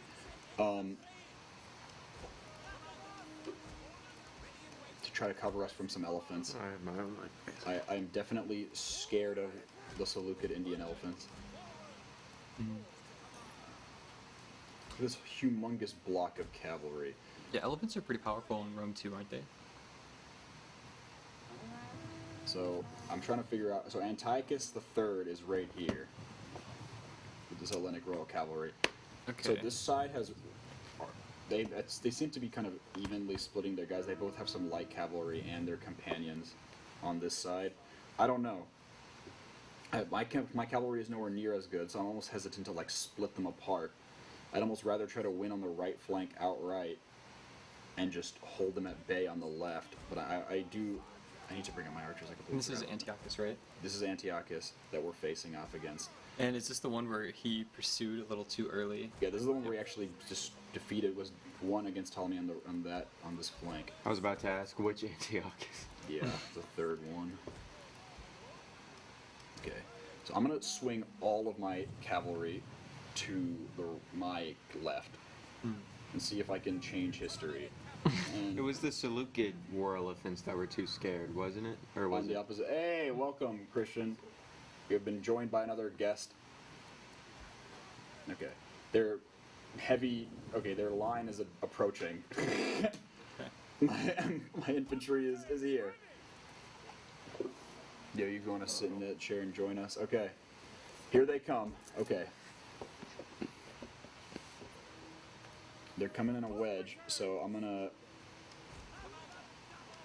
pull these guys back. Okay. Charge them, the They look chariots. like they're gonna get a beeline for those archers. Okay, I'm definitely scared of those elephants. That's probably the thing that I'm most scared of, right here. Man, this is what Ptolemy saw. So we're javelining them. Okay, hit the elephants. Hit the elephants for the love of all that's holy. Please. Commander the Indian elephants. Please. Oh no. Here comes my cavalry. On their right. Okay, the Indian elephants are here. They're here. Okay, you need to hold these guys at bay, Egyptian infantry, because I need my javelin men to be pelting them. Oh, my elephants have gone amok. They've completely lost all cohesion and they're just running around randomly. Luckily, they seem to be currently smashing into the enemy line and not mine. Oh, they've routed those guys. Their heavy cavalry is here to murder us all. Oh, the elephants are elephanting. Please start shooting the elephants, I beg of you. How do you, as just some random guy, fight an elephant? I don't know. You do it, but I imagine that's why they were so effective. Yeah. Like, how do you? I guess if you're like an archer or something, one of these. okay, my elephants are they've completely gone ballistic. I assume it's like tanks when they got introduced in World War One. It's just kind of, you can't really do much. Oh, we did it. Okay, those elephants have Apparently he did gone it, away. though. Okay, Apparently he did it, though. they're Well, yeah, because elephants can get scared. And that actually did happen at the battle. I can't remember. I'm fairly certain it was Antiochus' elephants. These guys are... Okay, these elephants are... I'm sorry, elephants. Goodbye. I have no choice but to kill you. I have no clue how the front line is going. Their pikemen are so much better than mine, and we still have yet to defeat their cavalry on this flank, and some of my cavalry are retreating. Correct me if I'm wrong, but did I see a kill elephant button? Yes. You did see a kill elephant button. It's for when they run amok. The center of my line is completely disintegrated. We have absolutely no current center. Okay. You need to help out the army in the middle, please. How have we not... This is Ptolemaic cavalry so bad, apparently, that they cannot break the Seleucid cavalry, that they outnumber like 3-1 on this flank. They're really holding on. Yeah, I'm just completely ditching it. I need to save my main line before it completely collapses because the whole center has completely disintegrated currently to their better infantry. Because they gave us only 3 units of pikemen in this historical battle, despite the entire Ptolemaic line being pikemen historically. So putting us at a bit of a disadvantage here. You're doing all right. I mean, it says that we're currently winning, but it doesn't look like it. Definitely doesn't feel like we are. We still have a lot of archers and stuff, but I don't know. My cavalry is completely just... I don't even know what's going on anymore. I need to pull out my cavalry over here to defeat what's left of their companions. They've countered us over here. This line is completely broken. You need to get back into phalanx and advance on these guys. Yeah, I also need you archers to be shooting those companion cavalry. Okay, they've broken through and the center is completely disintegrated. We have no more center. Whatever's left of my cavalry is trying to fight Antiochus himself. Ladies and gentlemen, this is how the battle actually happened. If this was the actual battle, I would have so much more pikemen, but I just don't. Well, this is like the ending of Ender's Game. What? Well, I don't know if I want to spoil it live on air. I guess, like, I don't know if the movie is different. I read the book. I'm not sure if the movie's different. No, the book and the movie, I read them both. They're pretty much the same, at least from what I remember. So my goodness. everything being in, like, one area. I'm trying not to spoil it. How long is Ender's And Game? any live stream viewers who have not seen or read Ender's Game and don't want to be spoiled, cover your ears for the next minute. Now the game So- thinks that we're going to lose the battle. Ender's over Game, the Fia. way it ends is that they're basically, they're all kids and they're trying to, so they're like, all right, we need one last test. So they bring him and all his friends together and they have, one giant mock battle. And he wins, but he wins by sacrificing like most of his men.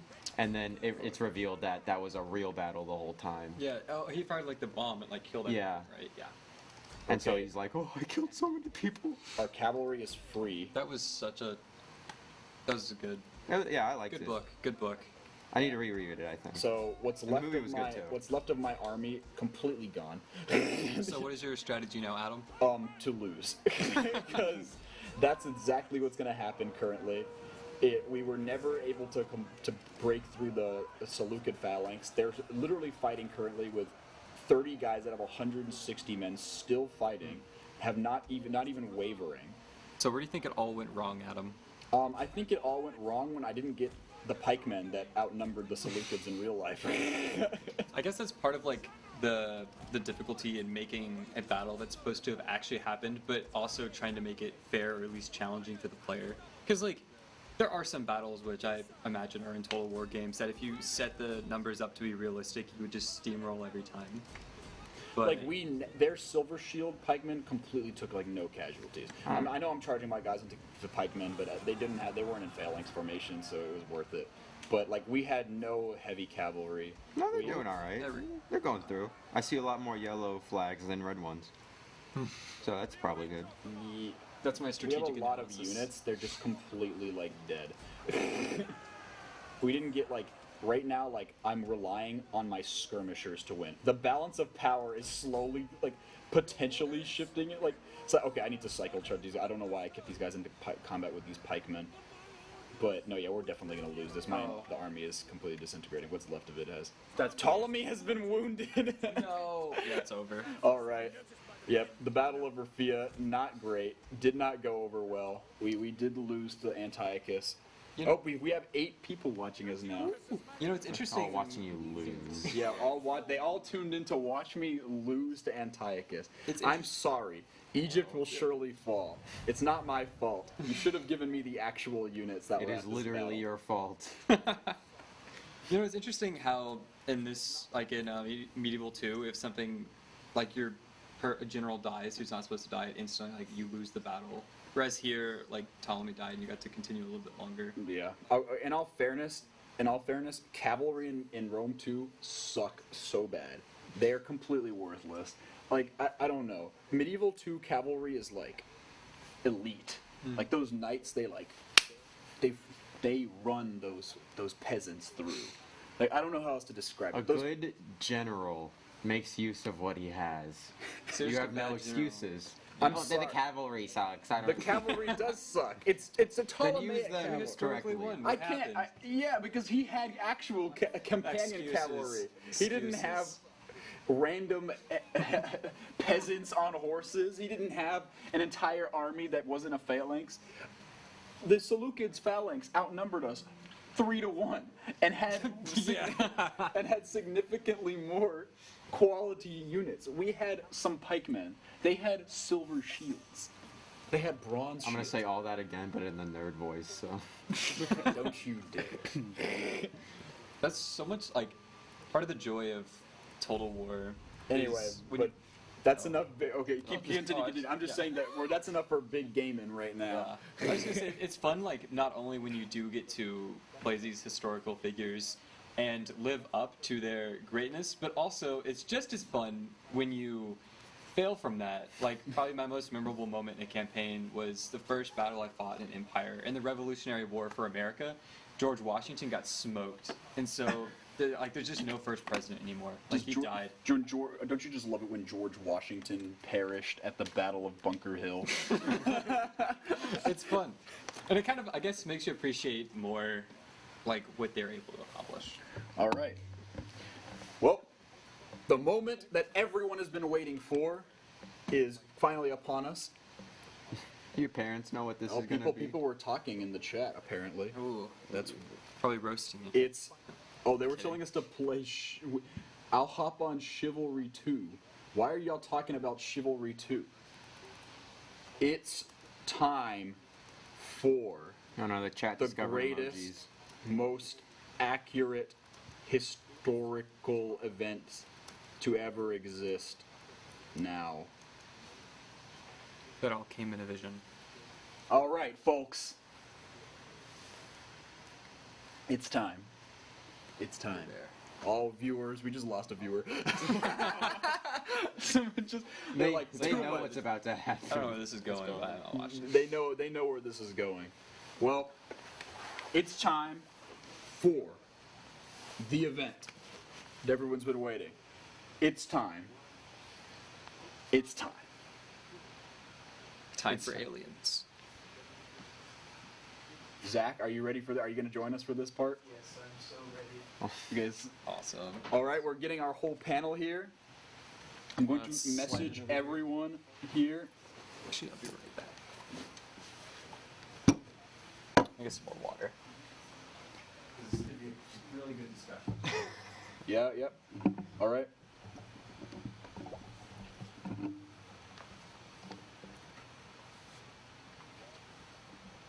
We're just getting set up for the next portion of the final portion of our show. Here we go. It is time for the War of Gods. War of the Gods. What era does this take place in, Kevin? 252 million years ago, at And- the end of the Permian period. So we're going to be accurately describing to our viewers how this mass extinction event actually occurred. And this is all true, right? This is completely true. This happened. And sir, okay, Let me- and let me- we're all historiologists here, Uh-huh. and I want you to give me what your historiologist name is, and I want you to all give me what your names are that are totally 100% factual names. I was going to ask first. Do you want me to explain to the folks at home what the Permian period was? Sure, if you would like to. Okay, so the Permian briefly. period was the final period of the Paleozoic era, which is basically the time before the dinosaurs. And the Permian mass extinction, also called the Great Dying, was the largest mass extinction in Earth's history, still is, and it's what led to basically the dinosaurs able to take over the world, because so much of the life on Earth had been wiped out that they were able to essentially take over in the All right. Triassic. Another person has left the stream. That's what happens when you let me talk. Well, I don't know when Gray is going to be back, but what is your name, Mr. Historian, sir? Let other people go. I'm terrible. What's your on name? the What's your spot. name? I didn't know I had to have a name prepared. Just make anything up. You're putting us all in the spy. We talked about this yesterday. Well, I thought it was just going to be a natural thing that would happen. We had to have names. Fine. I'm postdoctorate historian Patrick Snickerberry. I'm writing this Not down. so Give me easy, a is second. it? Snickerberry. You know what? My name is actually. I was gonna say Daniel. What if my name was Jenkins or whatever? Henry Jenkins. Anyway, we're gonna be talking about the most accurate and epic history right now, and it's a really important history to me and my life. What's your name? Mr. What? Postdoctorate, what's your name? Oh, that's not my name. Sorry, my name is actually postdoctorate Daniel Patrick. I have a postdoc in journalism, which is very accurate to this. Daniel Snickerton Patrick. My name is Daniel Patrick. Snickerton Patrick. Okay, we're bringing up the lore. Here it comes. Show what's on the. If you Tyler, it's time for on-screen stuff. Oh, it's time. Show what's on my screen, Tyler. He's got it. There we go. Okay, nice. Here we come. This is was, War of the Gods. This was Earth. This was what Earth. looked like. This is what Earth looked like. Before 200 Pangea, Yeah, before everything. this was what Earth looked like 252 million years ago. 100% accurate. Let's go through some of the major players in this era of history, right? So we have the Holy Empire of Man, Okay. the humans. The humans, which implies that everyone else is not humans. Yeah. We have the Union of Anthros, the animal people. Mm-hmm. We have the Grand Emu Empire, the emus, The and emus. other birds. We have the Kingdom of McDonald, the origin story for the McDonald's that you eat today. I trace a lot of my heritage back to We the have- Kingdom of McDonald. We have Yeah, I the can see Brotherhood it of the Person. Burger. Wait, In the eyes. It's in the. The brother What kind of people live in the Kingdom of McDonald and the Brotherhood? French fry people. French fry French fry. people. The Brotherhood of the Burger. I've got Led at by the least- Titan, Burger King, and his master assassin, John Chick. Is his name Burger King or is His he? name is Burger King. Okay. Oh, I forgot to say that the Kingdom of McDonald is led by the Celestial King, Ronald McDaddy, the 22nd, the feeder of mankind. Still part of their religion today. The Dominion of Machines, led by Big Willed and Tin Man. We just lost another viewer. Dropping fast. The Bandit Kingdom, led by Bandit King Thanoid. The Free People, and the Tribe of Heroes. Wait, who are the free people? They're Why are just they people free? that are not associated with anyone. How? So they're not men, animals. They're just They're anything. just anything. Anything that does not want to associate with one of these They're grand. So there, it's a Empires. land full of people who got bullied. in I don't know, high school. viewers, viewers who are currently watching the YouTube stream. I'm talking Here are to two people. Cameron. I'm talking to Tate. I'm talking to Ryan. Don't call them out specifically. What are your Start thoughts leaving. of this world map of Earth? How do you feel about this Earth 252 million years ago? We're going to be opening up the lore PowerPoint. We're going to talk about some of these major events that happened 250 million years ago, and you're going to help us tell exactly what happened in these events. Okay. I still haven't gotten any response from the people that are currently watching. Come on, guys. Stop They're putting not people getting on the the visions spot. like we are. Ryan has said the good old days. Oh, Yes. hey. Okay. So we're going to go through some of the major players, and we're going to get into some of the lore. We got so the viewer back. mankind, the pantheon of the gods is Panoptes, god of the gods. He is a god of the gods. Do we have a picture of Panopticus? Yes, we actually do have a picture of Panoptes. We do. I'm glad you asked, We need that visual. Monsieur. We need the visual, please. We're going to find a picture of Panoptes. Here he is, right here. Panoptes, god of the gods, right here. Going to yell. Looks a bit like a jerk. Looks familiar, actually. He is. We lost another viewer. Is your daddy left? No, I think my dad is still there. Aw. Panoptes, god of the gods, the leader of the pantheon of mankind. Mr. Bonaparte, another god, the god of war. Is he like over a particular people? He's of man. These are all human gods. We have Baldi, the god of wisdom and beatings. We have Elsim, the god of humor and substances we can't say on this program. We have Hamlet, the god of love and poetry, and Shaggy, the unspoken, the god of deceit and lies. Why do you have all this memorized? Like, it's not even written. Because I've read it so many times. The leaders of mankind officially is Emperor Adrian Brody. It could be like doing charity or something, right? Mad of We Sportus is a champion of mankind. Chuck the Water Sprayer, which is currently misspelled on this version of the PowerPoint. And Daddy Brant, the Oracle. No Cameron Carr, if you are watching this right now, I need you to give me the information. How do you feel about Daddy Brant, the Oracle? We're calling you out specifically. How did Elsim become a god, lol? Okay, well, why don't you tell us, how did Elsim become a god? Let's get a picture of Elsim up here, right here. Here he is. You don't remember the tale? What? The tale as old as time? Well, I want you to tell it to the audience. I don't want to be the only one who's I think they already speaking. know. Like, Okay. I think you're I just thought this was a little bit of a established doofus. lore. It's not not how he became a god. You give us the story.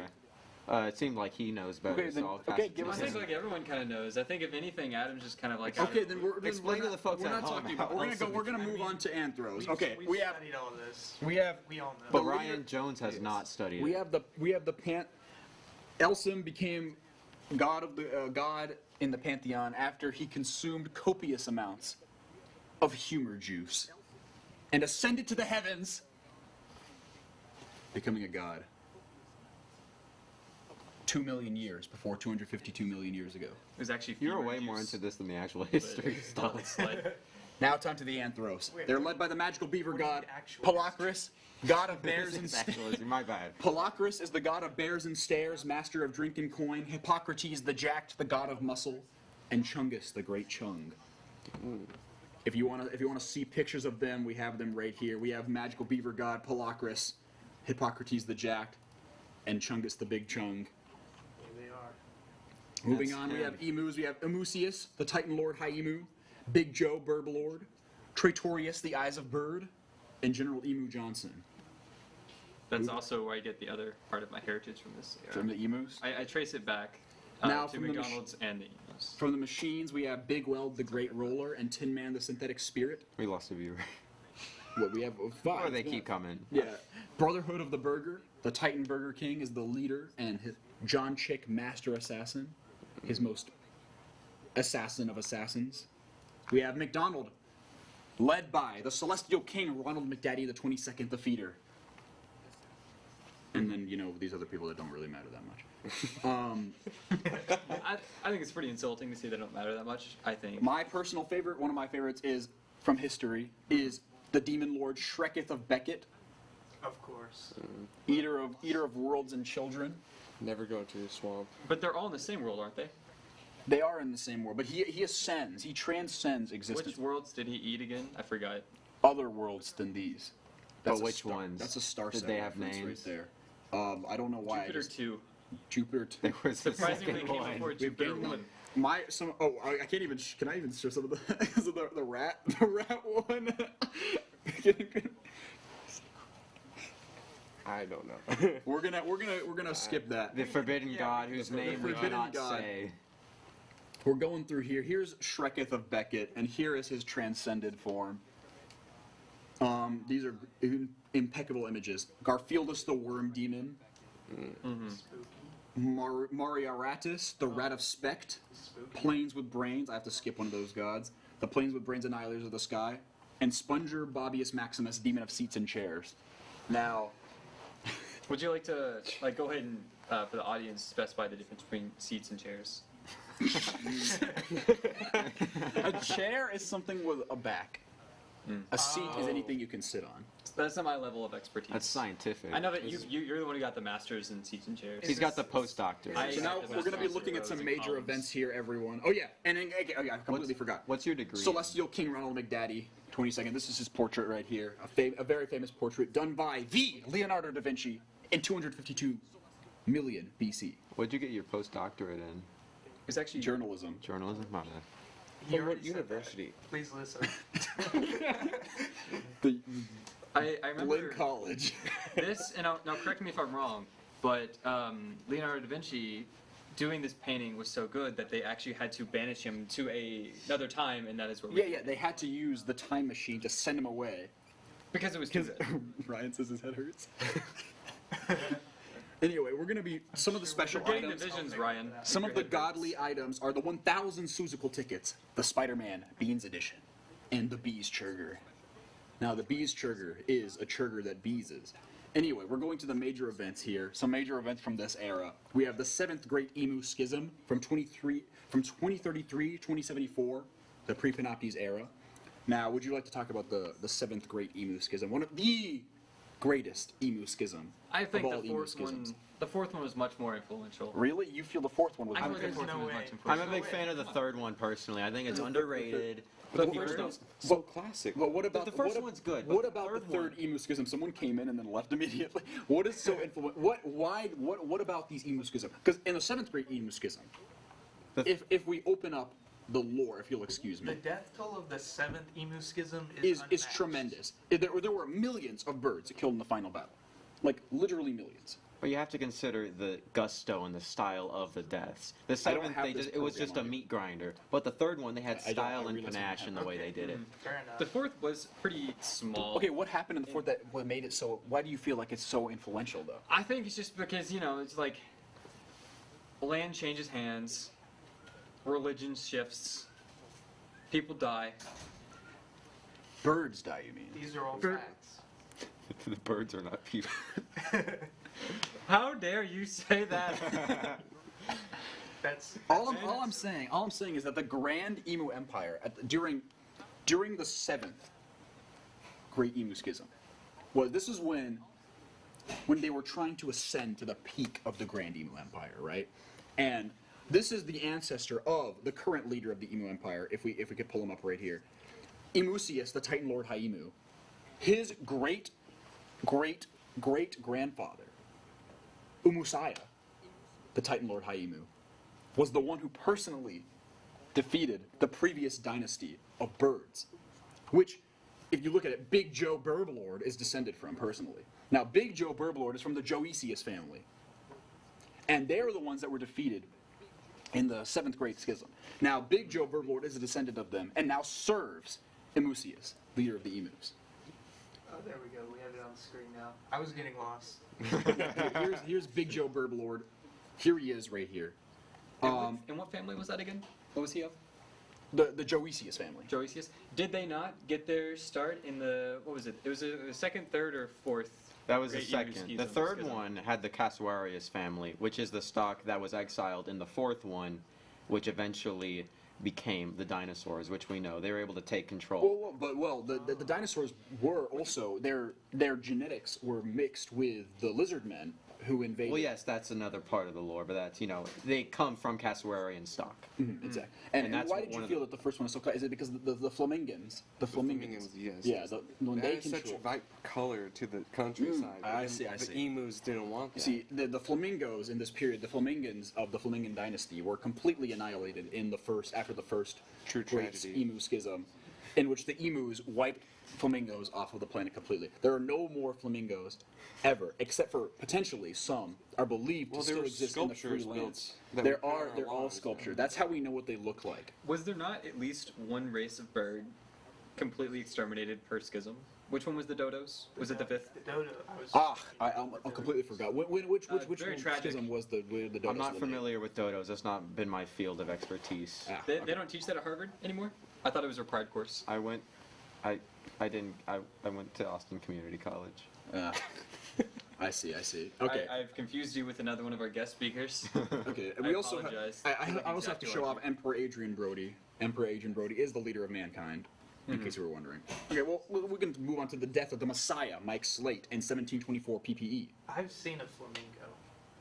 I don't think you have. You have. I That's think a- that's Must a have lie. been a bear. They're Or- still That's a lie. around. They were Stupid. Don't be. Mike Slate was the Messiah of mankind. He ascended to the heavens. He is believed to have turned into Shaggy the Unspoken. Though most people That's just in a mankind. theory, though. Yeah, well, he reveals himself to be Mike Slate. But most people in the Holy Empire of mankind believe him to be Panoptes. though that is factually incorrect. But Mike Slate, what motivations do you think that Mike Slate, after literally dying for the sins of mankind, for fighting against the animal people and the great machines and the multiple wars against them, and reclaiming human lands, and he gave his life away, ascending to the heavens in a pure white light. Why do you think that he betrayed the pantheon of mankind? Why would you not? What motivations did he have? Was he driven purely by power? Greed. By his lust? He is known as Shaggy the Unspoken, master of deceit and lies. Panoptes is But an evil god. Panoptes is an evil god. I think he was sort of influenced by that. Do you think that he was pushed away from the pantheon after he realized that all the gods are evil? I think definitely. I think we need to get that picture of Panoptes back up, please. All right. If we can, I think you can tell just from his appearance alone, it's a corrupting essence emanating from this person. What happened to Panoptes again? Did he Well, die, or- Panoptes. So we can actually, if you want, we can start into like the rundown of the years. But though there are other major events to talk about, like the fourth celestial invasion of Earthoria by the Lizardmen. Mm-hmm. Now, this was the last invasion of the Lizardmen up until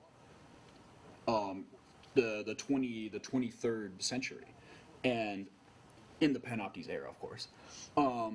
And at this point, the Lizardmen had been thought of only as a legend, as they had not appeared for the last 700-something years. Are the Lizardmen from space? The Lizardmen are from space. There are space fleets. Both the mankind, machines, and emus all have space fleets.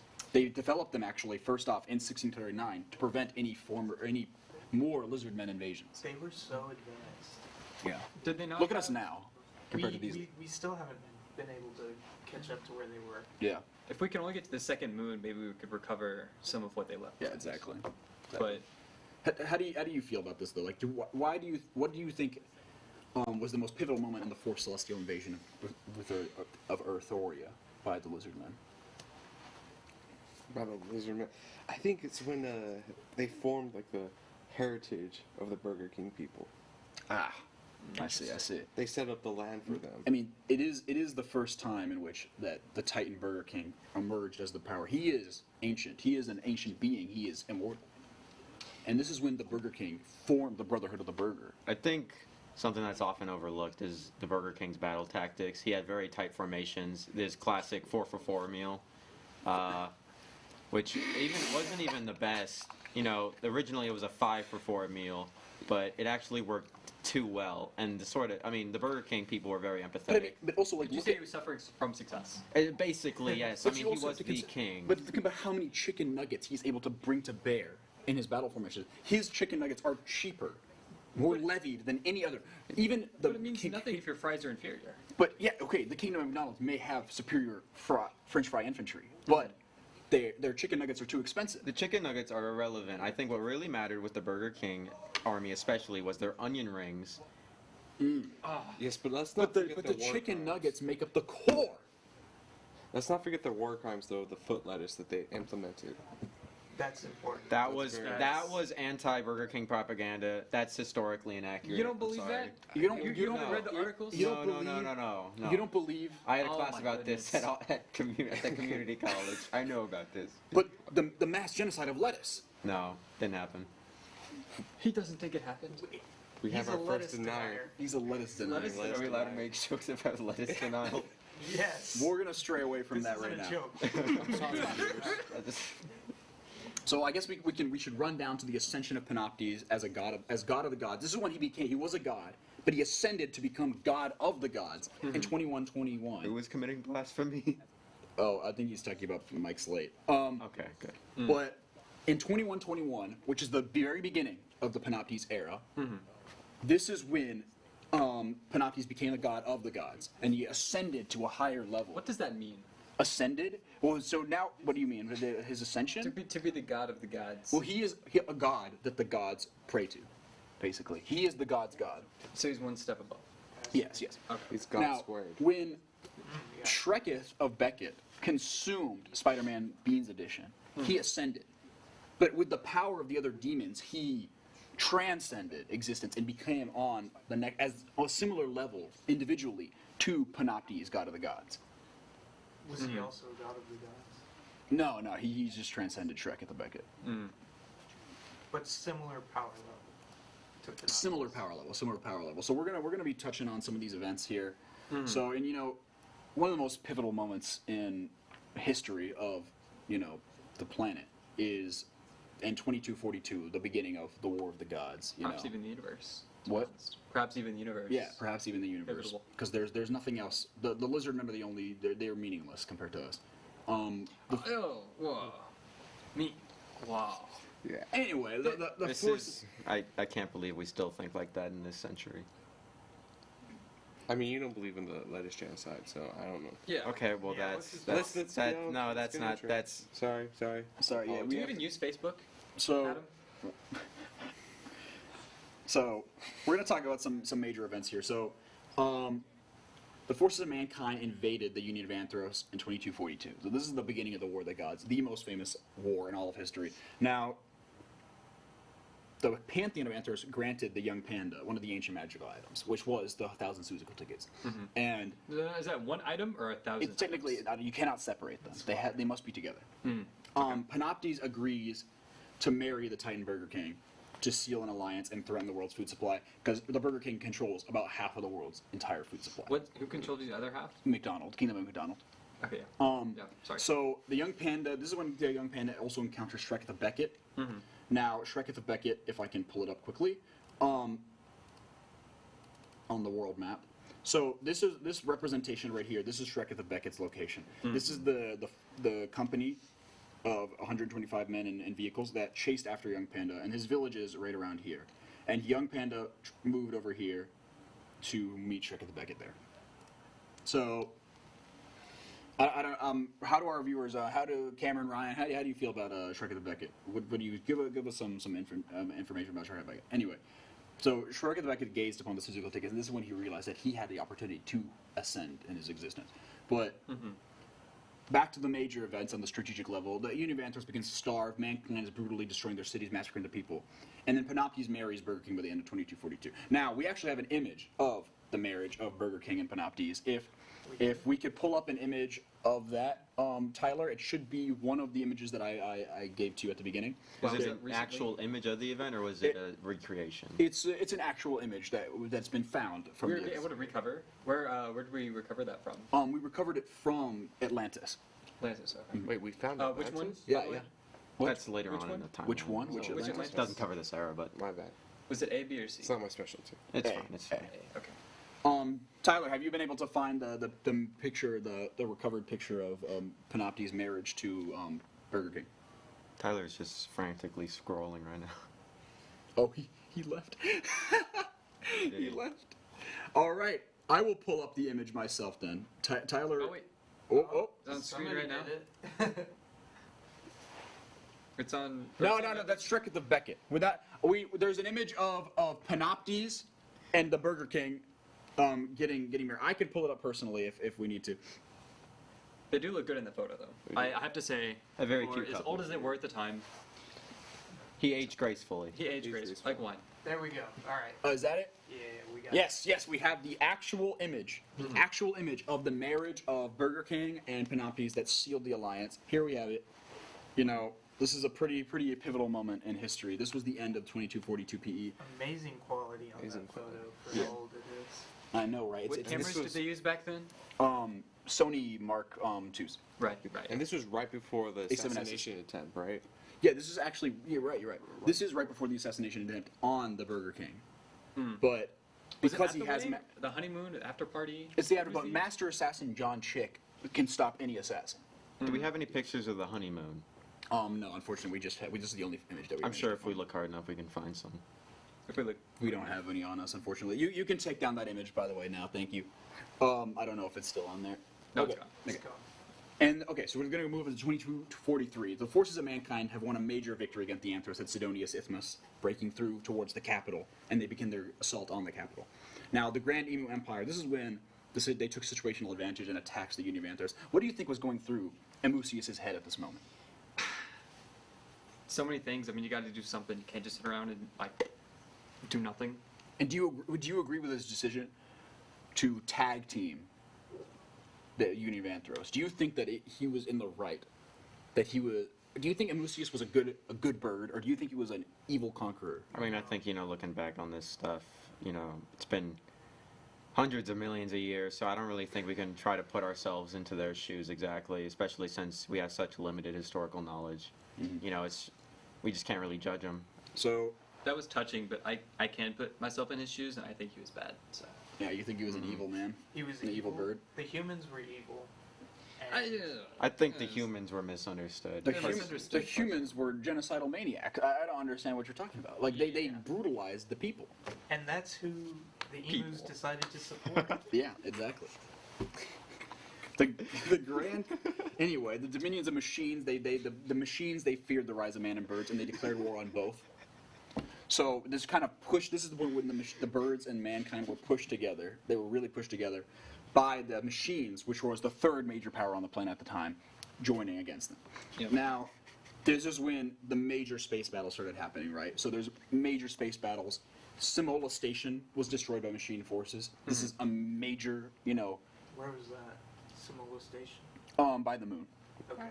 which first one, right? The first moon, yes, the first moon. The one that was destroyed in the cataclysmic event by the end of the war.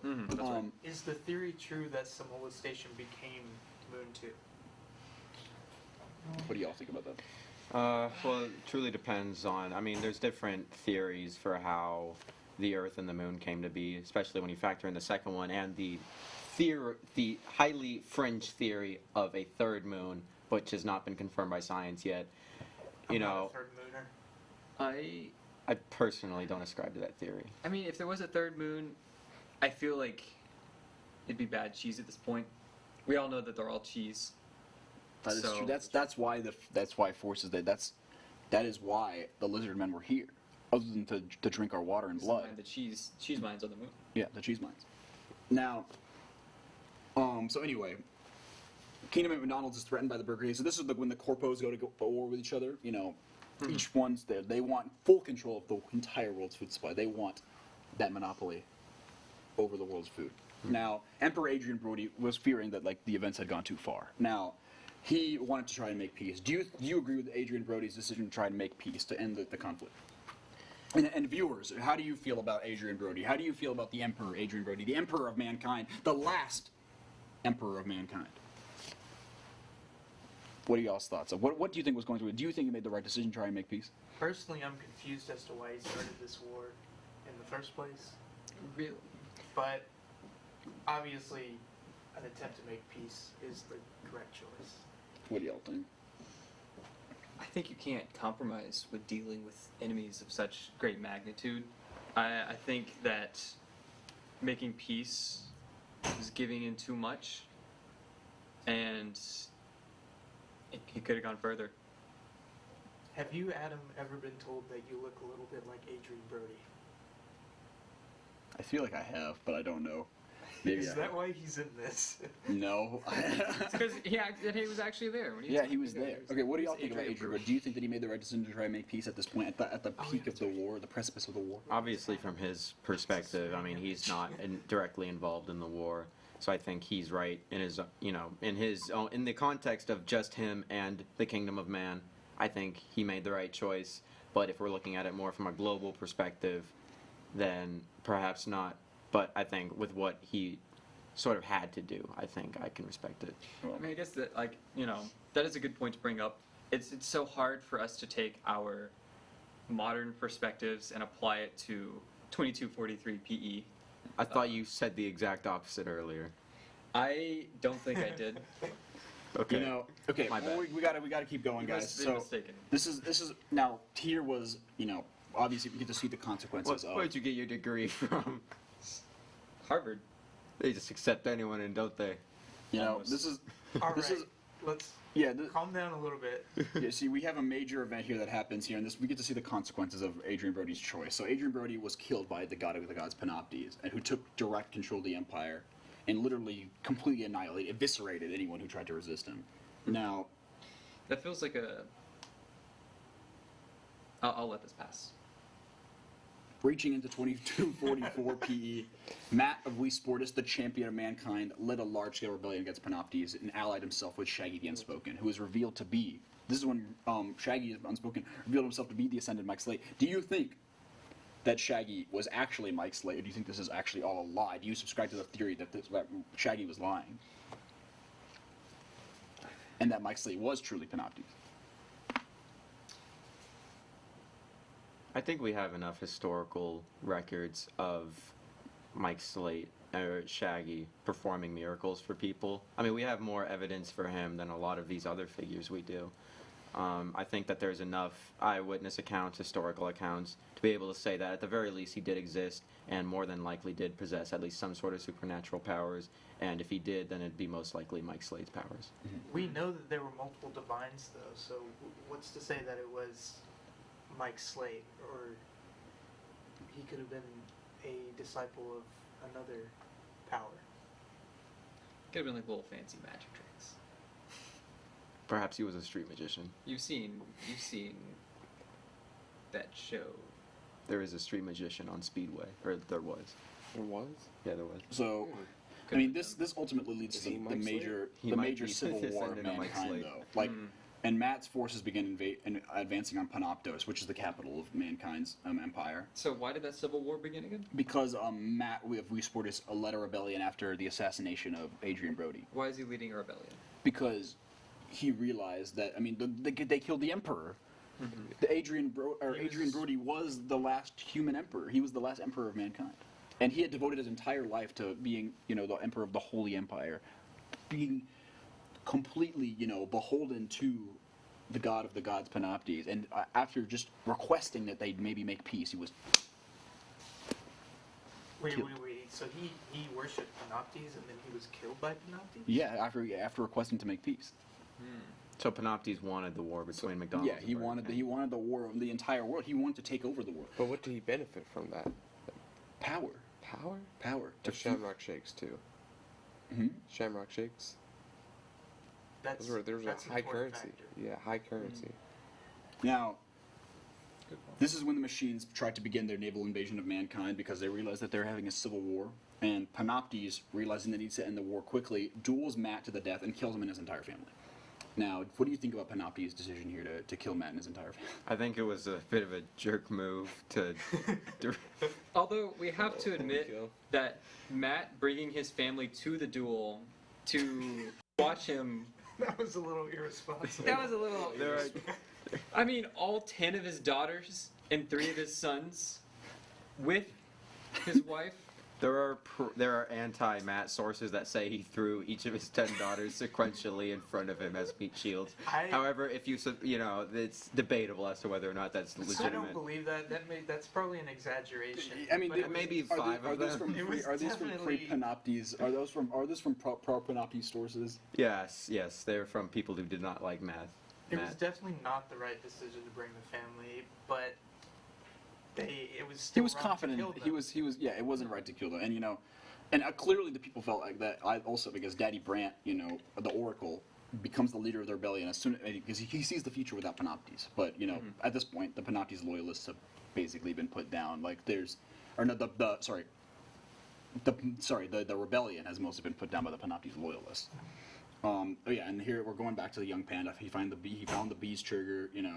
He gains the assistance of the tribe of heroes, and con the intellect. Of the free. He's lost the 1,000 Sustal. No, he still possesses the 1,000. He still possesses. Okay. He's looking for the third item, the Spider-Man Beans edition. Oh, he's collecting all. And this is when Khan, the intellect of the free, reveals that he possesses Spider-Man Beans. What happens when he collects all 3 items? He'll become the ultimate entity, and he can defeat Panoptes. Basically. So he'll become the god of the gods. Yeah, exactly. Okay. Now, what's God's Shrek cubes? and Beckett doing? God's Cubes. He's actually about to reveal. So did he just screw off and he's like? Well, he's biding his time, as the Anthros is about to fall. Their capital has been destroyed. It's been this is when mankind broke the Treaty of Versailles, 2230, in which the main 3 space powers agreed to not bring space fleets into orbit. But the Empire of Mankind completely disregarded this and just orbital struck the capital of the Anthros. It's so hard to judge. I mean, can you put rules on war? They did get 25 kills. Yeah. And so who are we to deny them of their kill streak? And Exactly. so, Called it in. yeah, the Brotherhood of the Burger and McDonald Mega Food Corps. They begin their military buildup here. So this is when they're trying to they're trying to get space ships too, so that they can compete in space because they want to get that cheese that's on the moon, Mm-hmm. and they know that it's the best thing that allows them to make better cheese for their burgers. Now the Whopper doesn't actually have cheese, but yeah, it doesn't come with cheese. But they want to prevent McDonald's from acquiring that extra cheese, which would give them a dominance in the food industry. Now, Is this when Pepsi created their naval fleet for Burger King? yes. This is they're purchasing ships from the Pepsi Corporation. Yeah. Now, young Panda attempts to convince Khan to grant him the magical item. Right, he wants that item so he can defeat Panoptes, but he's immediately freaking killed by Shrek the Beckett. No, Wait, Young Panda's killed. no, sorry, Khan the intellect. Okay. He Got me he's word there for a second. Yeah. yeah. Now, Shrek the Beckett consumed Bean's Edition, and this is when he ascended to the celestial plane and united all the demons and monsters under his cause. There have been a lot of ascensions in this story. Yeah, there's a lot of ascensions to the next world. It's probably really easy to do that. I could probably send right now. So I mean, back then. Ryan, how do you feel about the ascension of whatever his face is, Shrek the Beckett? Shrek the Beckett. Now, the Demon Alliance, they do still fear Panopti's power because he's just so high level. And so they decide to target McDonald's so they can control the other half of the world's food supply. And so all the forces of the world converge on this point. And McDonald's is just ravaged by war. And the Battle of the Seven Armies, happens at McDonaldton. And all the major forces appear. And so what happened? Describe to us what happened in this, this battle. And while I pull up some other images. Sorry, I zoned out. What battle? The battle, the pivotal battle in 2246, when all the seven armies of the world Okay. converged on McDonaldton, the second largest city of McDonald's, Wait, the so, Kingdom of McDonald's. So how did the Anthros become aligned with the humans? No, they didn't become. They're fighting each other. It's a 7-way battle. Oh, I thought you said all of the armies converged. Well, yeah, on- they converged to fight each other at this Okay, battle. and it just took place on. Yeah, they're fighting because they they heard about the fourth magical item, Oh. which is, the McDonald's toy, guys. The McDonald's toy. Yeah. The one of Batman. Right. Yeah, like the one where Yes. he's in the Batmobile and you pull it back. Yeah, and it goes exactly. Yeah, forward. they were converging on that to grab that McDonald's toy because they knew if Shrek the Beckett consumed that toy, then he would transcend existence and become the next entity. Now, discuss what happened. What exactly happened in the Battle of the Seven Armies? Who ended up coming out on top? Well, I must say one thing. It's a very, Well, Burger very King is aligned with the human empire. Yes, the Human Empire and Burger King won the day. Decisively. it was a very touchy subject for me personally. The story's been passed down through my family, as you all know, me having connection to the ancient McDonald's. My great Many greats. no, it was just three greats. Just three? Grandfather. My bad. So They had children really old. So we actually have some images too So three of great grandfathers the front lines. fought in this battle. So this is actually an image that was taken of some soldiers. Please, of he's trying to reveal his family history. Yeah, my family history, great. Isn't this your Great. great grandfather right here? The one with the hat. Oh, you have yeah. I thought that was just in our family photo album. I'm not sure how you got that. It's kind of creepy, actually. That's kind of Yeah, weird. it's kind of. Yeah, so that was him. Could you hover your mouse over him? Which one? The one with the hat, right? You know who he is. You're the one who stole the picture from my house. So, yeah, him. He okay. This Captain. this is actually really sad. You caught this picture moments before the fatal incident. He was the captain, right? the captain, yeah. Of that company. And he led them to. It's almost too tragic to talk about. Oh, I know he trained all of his life. Like You should tell us though. he trained his life to be where he was, and To serve He in the was- holy empire of mankind. yeah, he was told to take on the I the thought he evil- was- No, he was with the He was with the McDonald's. McDonald's. Yeah. Please have some respect. Well, but these are mankind soldiers. He was a mercenary. There are mercenaries in Warad. Come on. Okay. Or, I'm also sorry, spies. Mr. Are Are Kilpat. you sure that this is your grandfather? Are you sure your grandfather wasn't actually a traitor who fought with mankind? He would know. I would know. I am. Dang it, we have other pictures of Point your three. grandfather right here. He's standing right over here. He's with, This is, another picture of mankind. No. You can't be telling me. Was your grandfather the Hamburglar who went to the other side as a spy to steal information from BK? This is quite the Is he a scandal. spy in this image? I mean, he looks like he's posing over here. I mean, we also have, we have images of Shreketh of Beckett. We right can here. only tell so much from a couple Here's pictures. Shreketh of Beckett. Here's the a really important part when his face, dissolved, as he was ascending. Yeah, and these are some pictures, other pictures of human soldiers that were fighting him. But Ancestry.com said I'm part McDonald. I would trust Ancestry.com. Well, I would trust these images. Adam doesn't know what he's talking about. He doesn't. He only has a postdoctorate. So what do you think about what happened? So yeah, I mean the humans won, right? Yes. Humans. Yeah. They That's what and, we're here and today. is this one why they is that why they annihilated? And what about the fifth celestial invasion by the Lizardmen when they invaded after Panopti's major victory? And then also the transcendence of Shreketh, because we actually have an image of transcended Shrek after he consumed the McDonald's toy. You asked like 3 questions. Well, we have too many major events here. This is transcended Shrek. And transcended Shreketh, Yes. the demon lord Shreketh of Beckett, when he The transcended to the higher level.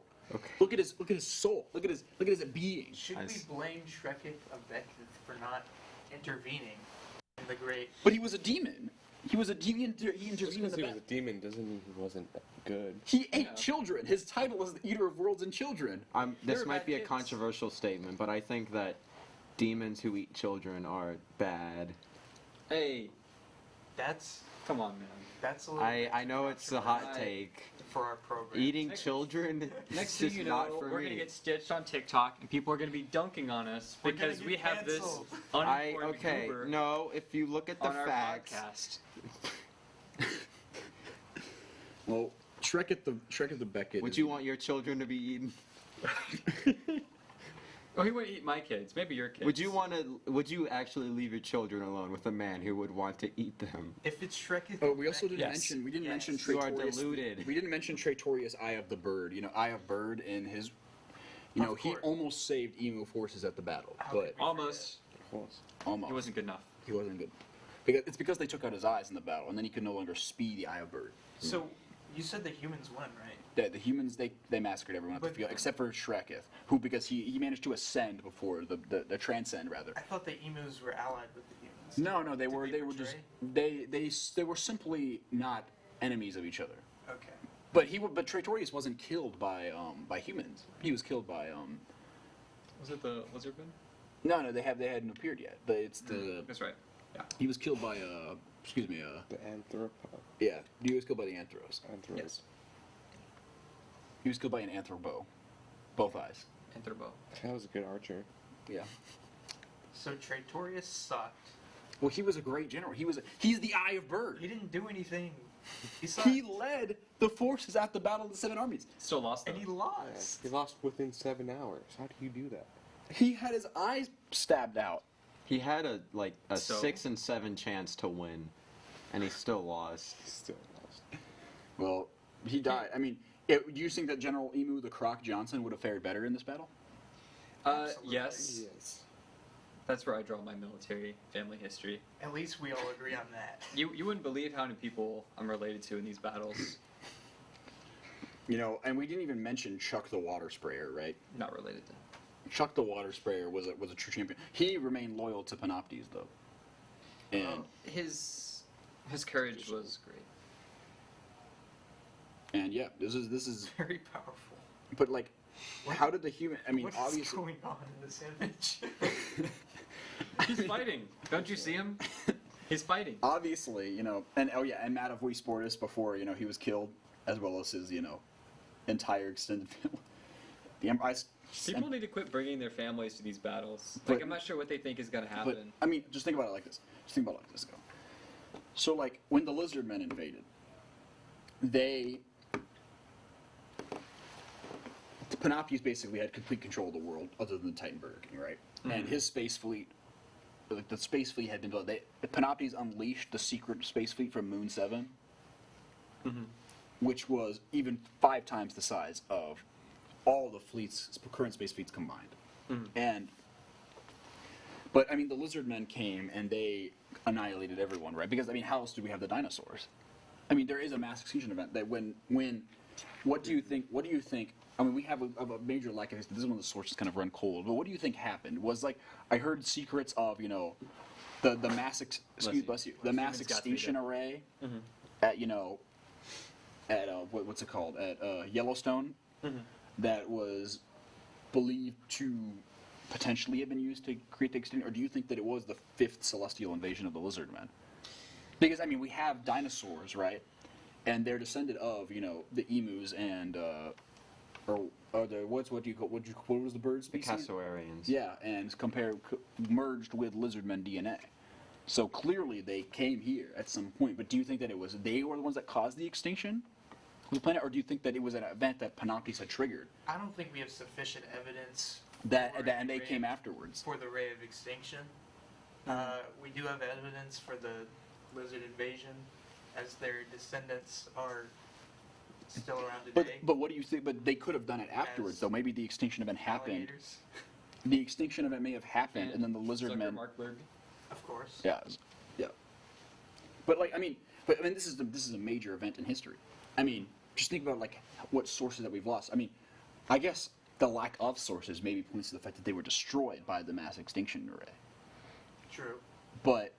And that the lizard men came afterwards, and merged their DNA with the emus. What remained of the emus that held and hid in their nest bunkers. The extinction ray would have weakened the human forces, which would have made the lizard invasion very easy. But why would Panoptes, why would he destroy his own forces like that? Did he believe so much in his own power? And his own power? Power. That is the reasoning you used. Well, Shrek to Beckett was... Well, that was to take over the world, but not to kill his own forces. Well, he kills everyone. He takes over the world. Panoptes was destroyed by his own hubris. Exactly. But did he destroy himself, or is Panoptes still That sounds poetic. Is Hamlet behind all of this? Oh. We're making discoveries here. Fiddlesticks. Oh man, He's onto Forgot something. about Hamlet. that's a theory. Let's We bring have up 2 minutes here's to wrap up, by the way. Here's Hamlet right here. He does look quite mischievous. Maybe he was behind it all. I guess. Maybe, but He was the... do you think that he was the villain? Maybe he was Mike Slate. Oh, Perhaps. that's huge. Perhaps. Let's not go that far. But just think about it. If Mike Slate felt betrayed by Panoptes, he died for our sins. Maybe he took the form of Hamlet. But what happened in the original Hamlet? Or did he never exist? He existed, but he was Shaggy the Unspoken is the god of deceit and lies. So he deceived others and used his form to become Hamlet. Because Shaggy the Unspoken disappears from our records completely Shaggy the after the Battle of the Unspoken Seven being Armies. Shaggy the Unspoken being the god of lies and deceit, and he's also apparently the Messiah. It really makes you think, wow, how do we not see that he probably wasn't the Messiah before? Yeah. True. He's not? Very true. Well, if he was, but then his death caused him become the unspoken. I mean, there's so many factors Perhaps. to consider here. I mean, I wish we had more time to discuss this, guys, but man, we're coming up, so I'll just leave us with some more Panoptes, and I mean, I don't know what we're hitting the end, so I guess it's. Any last words before we have to call it a day? History, whether we know it, whether we don't know it, whether we intentionally lie about it. Well, Thank you for That's those so words. deep. thank you. Thank you for those deep words. I want to basically start coming to an end here. Thank you to all the panelists here, and bring it back to a kind of general, actual discussion. Thank you for all of y'all for coming out and being part of our Decisive Eras thing. As we've transcended, as we transitioned from actual history to real history, exactly. I appreciate y'all coming out here, joining us at all the parts that we had. I enjoyed all of our discussions, and yeah, it was great fun to be out here on 24/7. Everyone, go support Student Voices Support students. .org. Please, go to this website and support Student Voices. For everyone who is watching, for everyone who is watching us, thank you for tuning in. I hope you enjoyed our actual history discussions, shenanigans, and real history. We uncovered some major facts here, I think. Yeah, I think so too. We're close to unraveling the reality We of did it. important work here today. I think that we had a lot of fun, and I would, It's been an honor. it's been an honor. I would love to do this again, and we've had a blast. So yeah, let's focus in on support student voices, and then I guess we're gonna start cleaning it up. Alrighty. Thank y'all for watching.